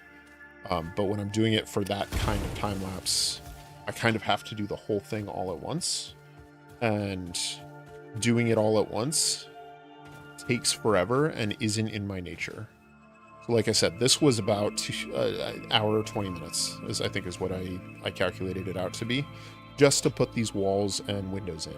And I'm not finished with it. Like, it's not done. I was going to go crazy if I spent more time on it than that, but that's what it demands to put it in a video, right?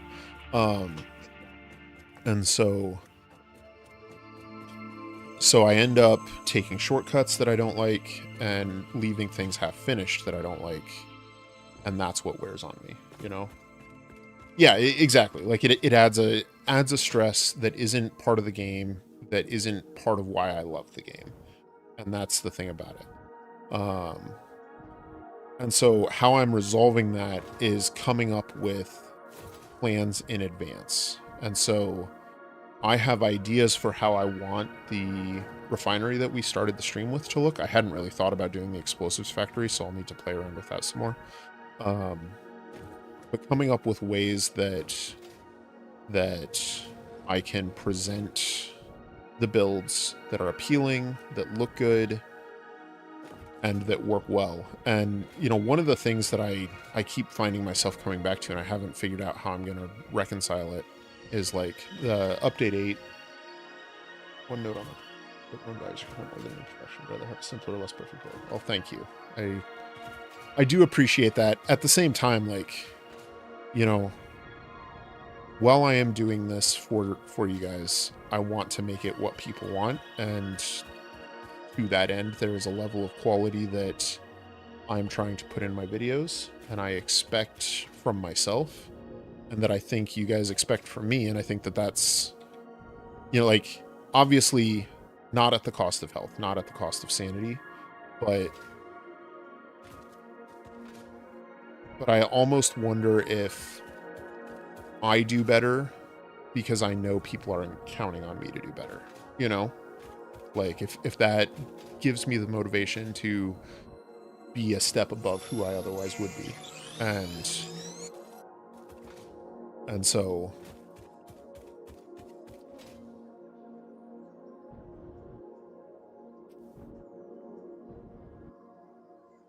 I kind of let it get to me, you know, like, I kind of let it push me. And, you know, one of the things a high school football coach told me once is that growth does not come from a place of comfort. And so if something is making you uncomfortable, is it doing it because it's bad for you? Is it doing it because it's good for you, you know? Yeah, I saw that I was running out of fuel, but that's okay. We've got the jetpack. So this one takes black powder, and I just, well, all right. Okay.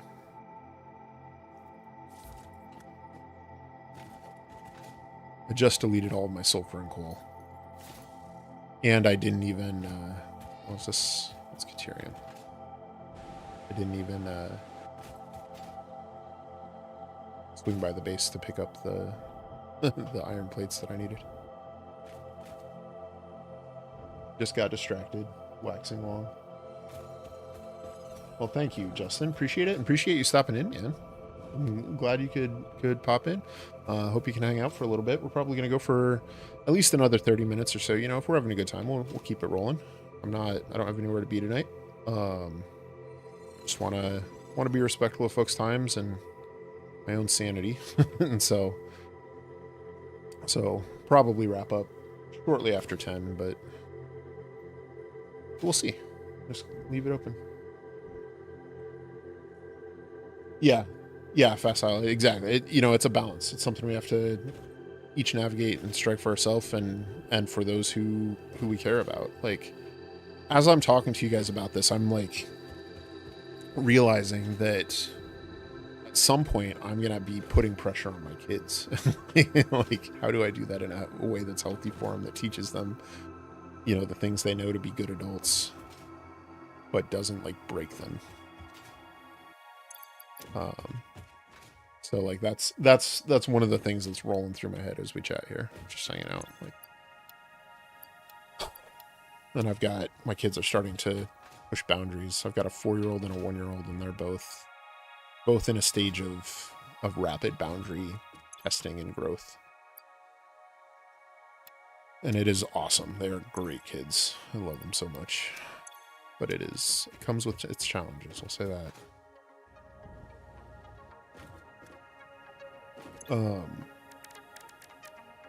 Okay, so we needed 2 black powder. Got it. Is this a fun thing, or does it... Justin, I am trying to make it my job. So I've been doing YouTube. If you go back on my channel, you can see how far back I've been doing YouTube. In the pre-COVID days, I was a World of Warcraft raid leader streamer, and I had a blast with it. And I actually tried streaming as my job then, just doing Twitch streaming, and I did it for about a year. I made like $17,000 just streaming on Twitch, and that's awesome. Like, for a streamer, that is fantastic, right? Like, the top 1% of 1%. Unfortunately, fortunately, it's been a great thing. We found out we were having a baby. So I could not continue at $17,000 a year. And so we went back to work, became a teacher again, and then that's when COVID hit. And so I taught online for a few years and ended up moving towards the end of that to help my wife support her career, which has been a great move for us. But the school I was teaching at, stopped doing online, and decided that since I wasn't local anymore, that wasn't going to be my job anymore. But fortunately, we live in a very low cost of living area, and my wife was making good enough money that it wasn't that big a deal. I got to stay home with my boys and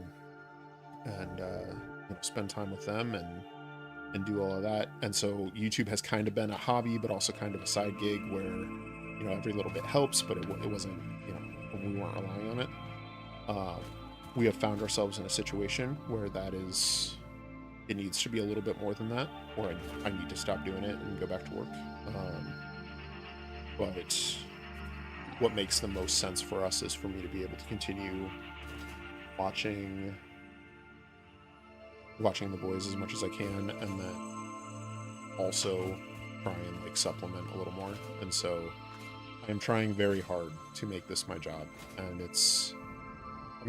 the outpouring of support the last couple months has been amazing. Like, you guys are all awesome people, and it's meant so much to me. It's been such a big thing, a big help.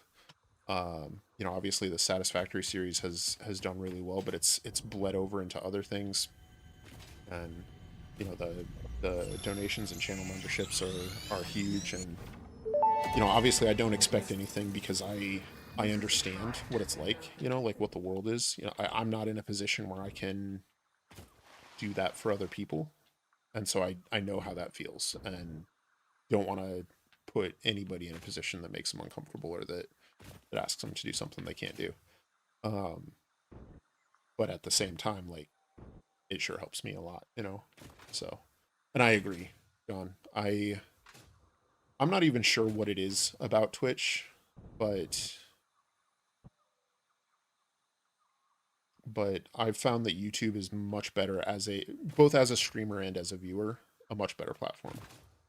I will probably, if I keep doing this and keep doing the live streams on a more regular basis, then I'll probably try and multi-stream and do it on both platforms, just because that way, more people can be a part of it and do stuff. But from my perspective, YouTube is a much better platform as a streamer, and it is also where I prefer to watch people stream and watch VODs and stuff. I think it's got a much better toolkit on both sides of the equation there. All right, so I have lost track of where we're at. 3:30 a.m.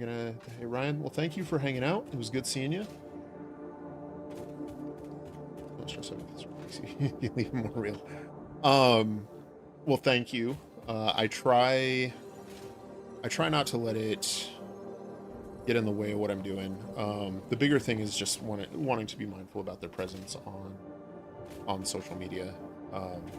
Like, I don't know what their relationship will be with social media.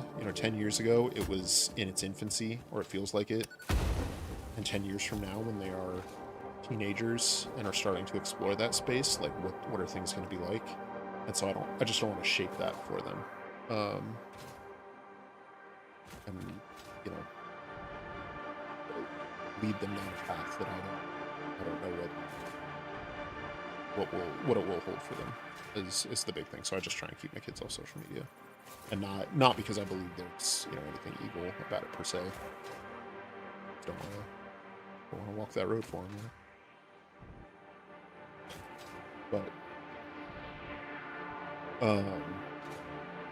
But yeah, so like in episode 1 of this series, my 4-year-old, who has just started to take an interest in gaming, was sitting behind me and was listening very politely, and he came up and waited till I reached a pause while talking, and I had just said that we were going to pick up some iron plates, and he was like, "What are iron plates?" So I pointed to it on the screen, and he seemed to accept that I wasn't going to explain what iron is or how it's shaped into plates or anything. But I actually left that in the extent when I started getting comments that people enjoyed the cameo from Dakoba Jr. I started freaking out a little bit because I didn't know what had left in, like I had no idea. Turns out it was, fine. It was nothing, but a little bit of a panic there. Summer sleep, perfect.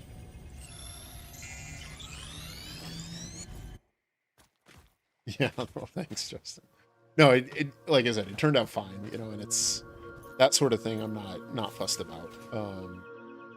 I just would not have left it in if I'm being totally honest.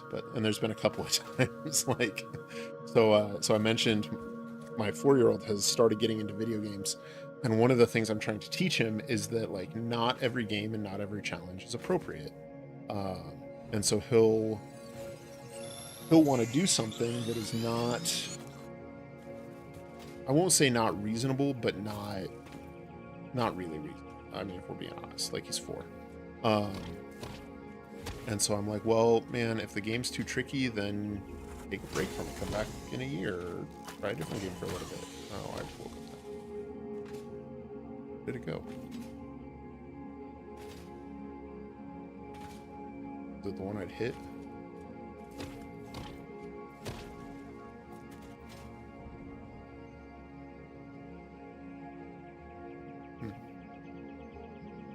Let's see what this drop is. Oh, rubber.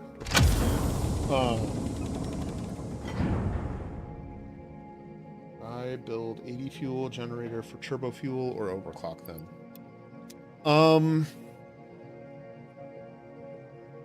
The two things I think it's good to overclock are generators and miners.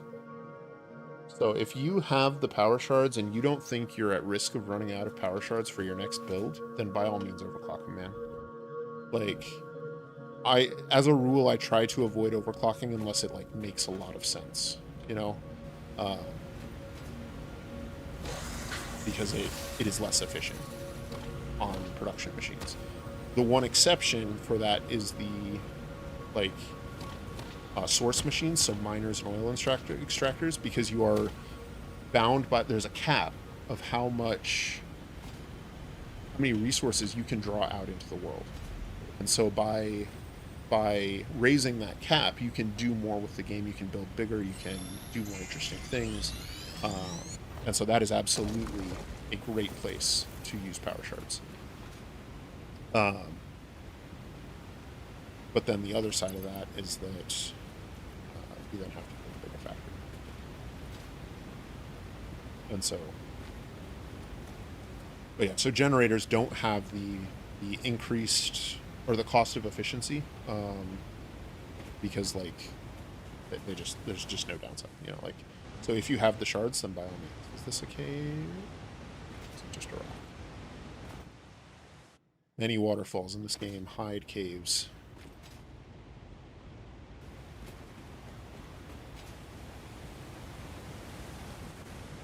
These ones. Yeah, if you're lucky, your dog is bringing slugs, and at some point, you can craft the power shards. So like, it's not like they're a limited quantity forever. But at the same time, you know, you have what you have for the build.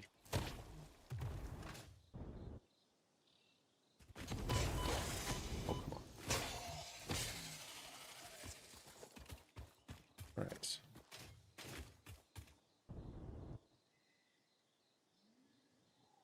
Get the ley line. Won't consume more water. Cool. Exactly. Yeah. Sphere up there. Blue power slug there. This is the other oil node I was looking at. Yeah, right here. So it's close to Samor. I believe there's some copper just over here. Titan Forest, just right over there. Maybe it's further away. Maybe I was wrong. Iron's over there. I thought there was more resources close to this. Maybe I'm just crazy. Huh. Alright, well. Guess I'm glad I didn't build the stuff up here. I guess this one actually wouldn't have been bad for it because we're not using those resources. Start limited production. Having spaghetti belts. The central area. Any types. Use trains, man. Like trains. Or spaghetti it until you get drones and then use drones. I agree, though. The logistics challenge when you run into Tier 7 is... I think it's a place they could have balanced better, because up to that point, everything is pretty straightforward. You know, there's not a whole lot that taxes your logistics abilities. Or we'll do something like the explosives plant we did earlier in the stream. And, you know, like, obviously that needs some cleaning up and some work, but we built a simple train line for it, and it made things very nice and very easy. More hatchers close by. 90 megawatts. That's easy enough. But spur.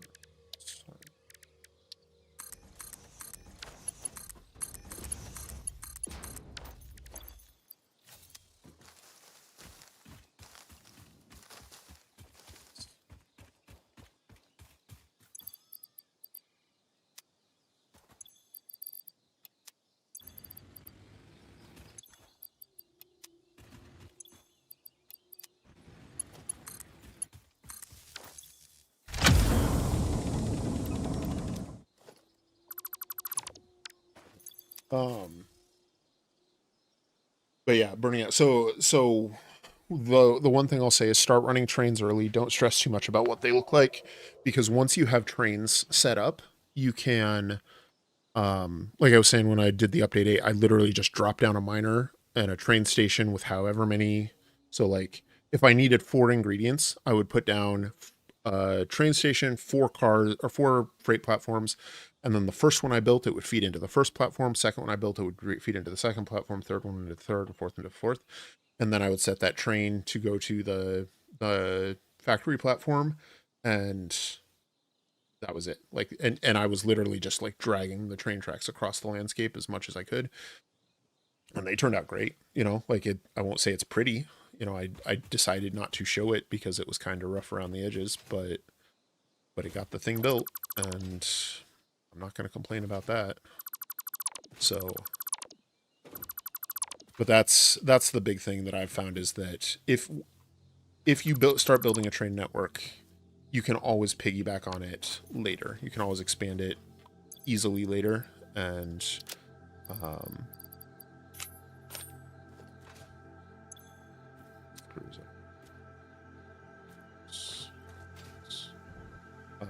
so that's how I get through the late game logistics headaches, and they are absolutely a headache, and that's probably what caused me to burn out on my 1.0 playthrough, was not having done enough for that, or rather having committed too much to building something too big and too...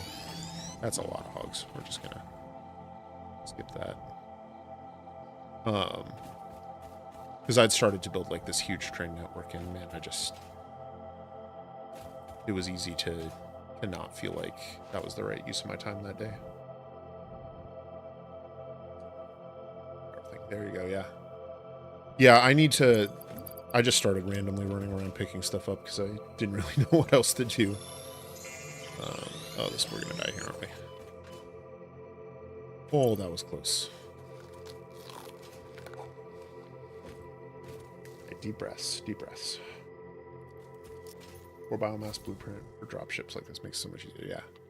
Oh yeah, absolutely. Oh, there's another drop pod up there. How did we miss that one? We've been running around like that drop pod is literally halfway between the 2 bases I've been running back and forth between for weeks. How did I miss it?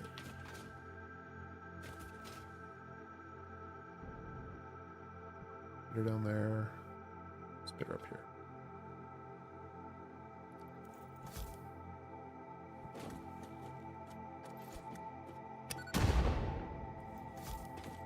I might not have ranged weapons. Explosives. I know I saw my health there, Al. I was flying in, I saw the spitter on the lower platform, I checked my health, I'm like, oh man, this is gonna be crazy. And you know, worked through the process of like, what do I have, what can I do? Explosives were the answer. And yeah, you're right, I didn't have a jetpack, that's how I missed it. Alright, so this is all steel beams. So let's just tear this down so it's, we don't come back here with smoke. But we got the drop pod. We'll leave the debris here because we don't need any of this stuff. And then let's go start one of these hard drives cooking, and then let's see what else we got.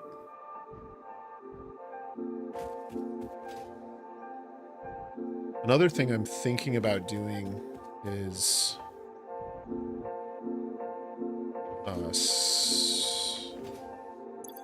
seeing what I can do about setting up some blueprints. I haven't really done anything with blueprints. We've only got a few minutes left. Need to unload. Yes, I do need to unlock Dimensional Depot upload. That would be huge in this. Do I have enough Mercer spheres though? I'm up to 3. I mean, I could tear down a lot of my old dimensional depots and then use those spheres to get the stuff. Just drop a bunch of this stuff in here. And then is this thing still sleeped? If it is, I can start chucking in some of my slugs. So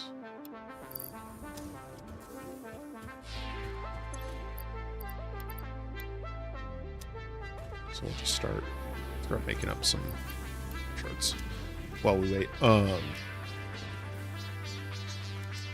Yeah, so one of the other things I was thinking with the last few minutes of the stream is playing around with... Do I not have the scanner? I honestly, I completely forgot about the object scanner, Facile. That's just completely over my head. If you blueprint biomass burner, preload them with about 5 solid biofuel. Yeah, that's a good call. So that is hard drive scanning, and so that's. I just need some computers for the power. That's not so bad. But does that take 10 sleeps to build? Brent, thank you so much. Very much appreciated, my friend. Okay, so we can actually do the manual depot uploader. We have the shorts for it. Thank you, sir.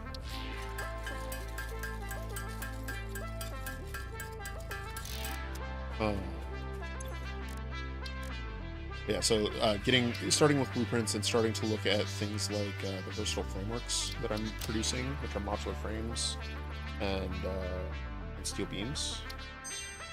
Seeing if I can start setting up some basic blueprints so that when it comes time to do like space elevator factory, I can just storage dimension and pocket dimension now connected both ways and stable. All right, manual depot uploader done. So we can start throwing stuff like, oh well, rebar. So we always have rebar. Yep. Black powder. So we can upload that. Let's see. Before we start a hard drive, let's see what else we have in. Mark 2 power poles I can do pretty easily. I don't have Caterium in my dimensional depot, so that's something I should do. Spheres. I also don't have quartz in there. I don't even know where is hard drive scanning it? Is that in quartz?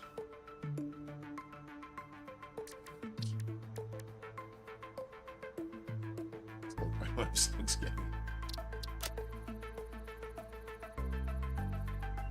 I have no idea, man.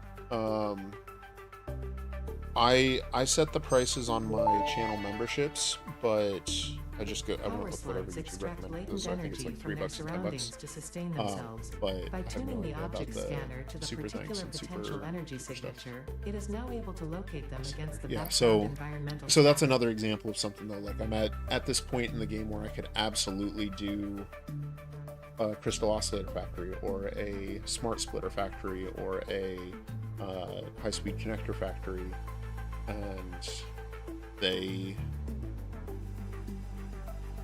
can just go any old way. Not like I have the freedom to do that, but I also want to progress through the game, because as you progress through the game, you gain access to better stuff, faster belts and more power and all that. So like it's this balance you have to strike between progression and completion. And I don't know what the right answer is, especially when it comes to something like a Let's Play series like this, where I want to keep a pace of progression. Because if you guys are starting to play, like we've had several people come in tonight and say they've just started playing, they're playing along, and that's great, and they've been doing it for 2 or 3 days or maybe a week. If you're like me, and you're like how I was when I started playing Satisfactory, a week of progression is more than the 47 hours. E6 Post Explorer.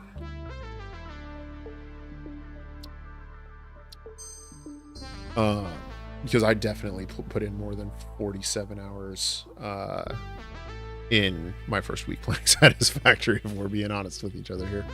I probably was close to 100 that first week. Satisfactory was probably the last game that I started playing and just wanted to play, and it was back in update 4 or update 3, I guess.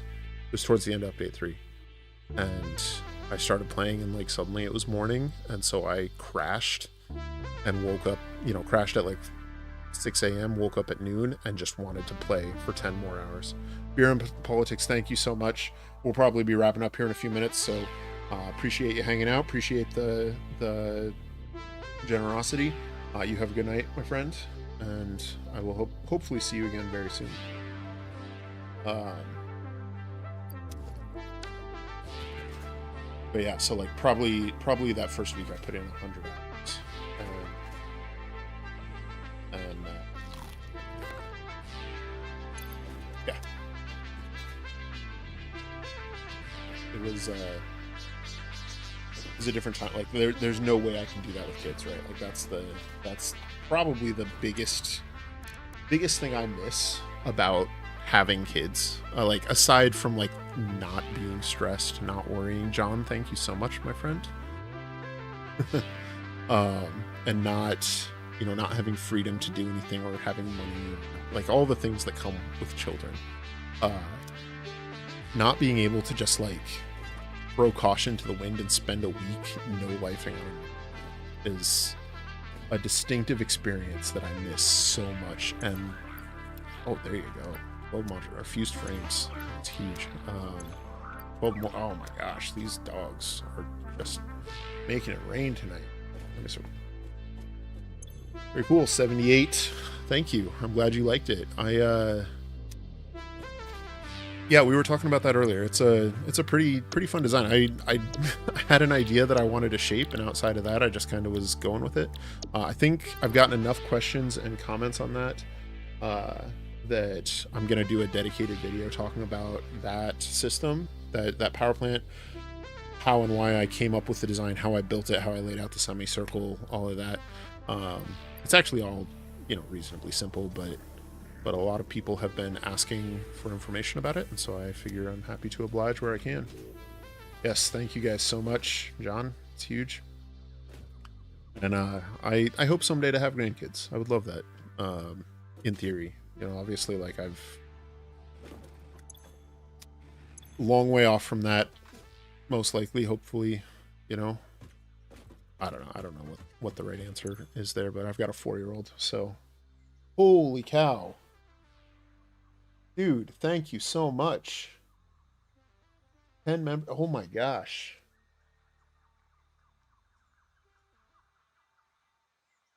Thank you.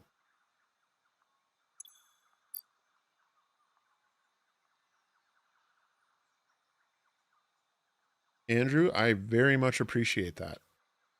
Thank you so much.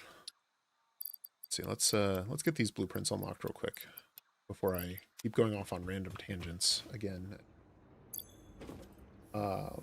Traveling the last few days for myself, binging your content. Travis, well, thank you. I hope you have enjoyed it. Where you been traveling to? Yeah, appreciate that, Michael. I also did some traveling recently. I went up to the UP of Michigan from originally. See some family, do some camping, get back to nature, back to spending some time with, you know, the most important parts of life. People and nature and family and friends. Like that's what matters. Nothing like the UP for that, man. If you are ever looking for a place to reconnect with the most important parts of life, take family members to the Upper Peninsula of Michigan. I'm from a town there called Marquette, which is one of the larger towns up there. It's got about 30,000 people. I think it's the largest town in the UP. So if that gives you a sense of like what constitutes a city up there. Any complaints about the spatial restrictions will only it is a very pure place. Lots of nature, lots of... Yeah, like, if you're driving along the Lake Michigan shore, it's literally white sand beach the entire way. And if you want, you just pull over and jump in the lake. And it's awesome. It's huge. It's great. Did 3 live streams, realize it's very hard to do. It is, you know, I'm feeling it. So like earlier I mentioned how on the first live stream after 2 hours, I was like, oh man, I'm dragging. How am I going to do this for 2 more hours? But, you know, figured it out. We had a great time. And I'm starting to feel that way now. I do want to get these blueprints at least laid out, or looked at, because that's in my head right now. So I'm going to do that. But then I think we'll probably be wrapping up here before too much longer after that. Oh my gosh. Where can I drop you down? I just want to play around. I don't want to do anything yet. So part of me is curious, like what blueprints do I still have from before? And then part of me is curious what else I have. So, okay, so I don't have any blueprints. I would have thought that I would have had all my 1.0 blueprints in here. I wonder what that's about. Oh, Great Lakes represent, yeah. Yeah, so I was born in Lansing, Michigan, but my family was like traveling and like staying down there short term. So my family is from the UP. That's where I lived until I was, 9 or 10 or something, and then moved to Kansas City. Long family history. Yeah, yeah. I was up near Petoskey. Spent some time up near Petoskey while I was up there. We were in Boyne City, so um, I'll have to come. Okay. Yeah, man. I don't know what it is about Michigan and but Michigan people it's the weirdest thing. Like everybody's like, "Hey, Michigan people, we're all family." And there's actually a pretty good chance we are actually all family if we're being honest with each other here. Like I remember I was driving through and I stopped in a diner in Lake City and my uncle was sitting there. And we didn't like it just randomly happened to both be crossing the state and stop in the same diner. It's called the Coffee Cup, I think.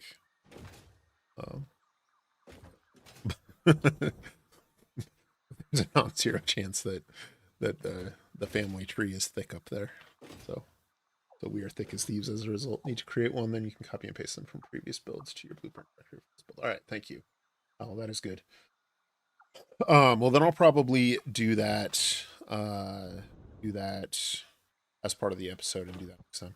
Um, so so yeah, like I think I'm probably gonna be done playing Satisfactory, but I don't really want to stop hanging out. I think we're gonna wind down a little bit. I'll probably hang out for 10 or 15 more minutes, but this is where we'll wrap up the gameplay portion of the stream. Just hang out and chat for a bit if you wanna hang out. But thank you guys, everybody who's been here. It's been a blast. We've gotten a ton done. I can't believe how fast we were burning through those factories we were building earlier on. We have trains now. That's going to be huge. Start just laying down tracks wherever we go so that we always have a network to work on. I do have some ideas for how that needs to be shaped. And so I might spend some time looking at that. But thank you guys, everybody, and thank you for everybody who's shown some support. Save that. Um, and yeah, go ahead and throw a save in here. 6 post stream. Probably call it there for Satisfactory. Been playing this game for 4 hours and need to turn my eyes somewhere else. Throw out my Discord link again. Good call. Thank you so much. If you guys, folks who have joined the chat more recently, here's a Discord link. We're going to be starting a community there. I just set it up before the stream today. So it's pretty bare bones right now. We're going to be building it up, setting up a members only channel or section where we'll do polls and video drops and stuff like that for anybody who wants to check it out. Yeah, just brand new, just starting. Breaking Bad. Oh man, Breaking Bad. That's a good one. I enjoyed that. I enjoyed that series. I almost feel like it maybe went on too long, if I'm being honest. The last 2 seasons or so were a stretch for me. But like I remember the first season, and Walter was sitting there talking about how they were doing the contemplation on whether he was going to get treatment for cancer, and the thing he said was that like he felt like it was the first time he had a chance to make a decision about his life in 30 years. And man, that hit me so hard. I think I watched that a couple years ago after I'd had a kid for a couple years, and like you reach a point in your life where you know that there's the right thing to do, and like how do you justify not doing that thing? But it removes so much agency from your life, and like I was always taught there's an old saying like you want to be a gentleman in a mensch, right? And part of what that means is that when there is a choice, you always do the right thing. So like if my kids are like, hey dad, do you want to play Satisfactory and make a video, or do you want to play trains with us? Like the right answer 100% is to play trains all the time, every day. And so that's what I do, because like what choice do I really like? I have the choice, but do I really have the choice? And so like when they were talking about him getting treatment in cancer, like it felt very real, but his response resonated so much at that time. So So anyways, yeah. Good times. I love it when you find a show or a movie or a book and it hits you in the feels like that in ways that you don't expect. Like I would not really have thought to relate closely to the meth cook because that's not part of my world. But yeah, exactly, Justin. Right? Like it's not even true. Or like, you know, like if I want to order pizza for dinner and my wife's like, oh, we were gonna have salad. Like, okay, yeah. Like I know the right answer. Like I know which answer makes sense financially. I know which answer makes sense from a health perspective. I know which, but like it's not the answer I want. But what choice do you have, right? Randy, thank you. Appreciate it. All right. Well, I think we're gonna wrap up there. So thank you guys again, and hope you guys all have a good night. I will plan to do another live stream. I will post when I have the time for it. I'm going to aim for another Friday evening because that seems to work well for my family at this time. But I'll need to, coordinate that. And so I'll post a link in the Discord and a community post on YouTube as soon as I have a sense when that'll be. And otherwise, hopefully we'll catch you all in the comments on the videos and then in Discord, and we'll hang out and have a good time. So thank you guys again for all the support. Everybody have a good evening, and I will see you soon.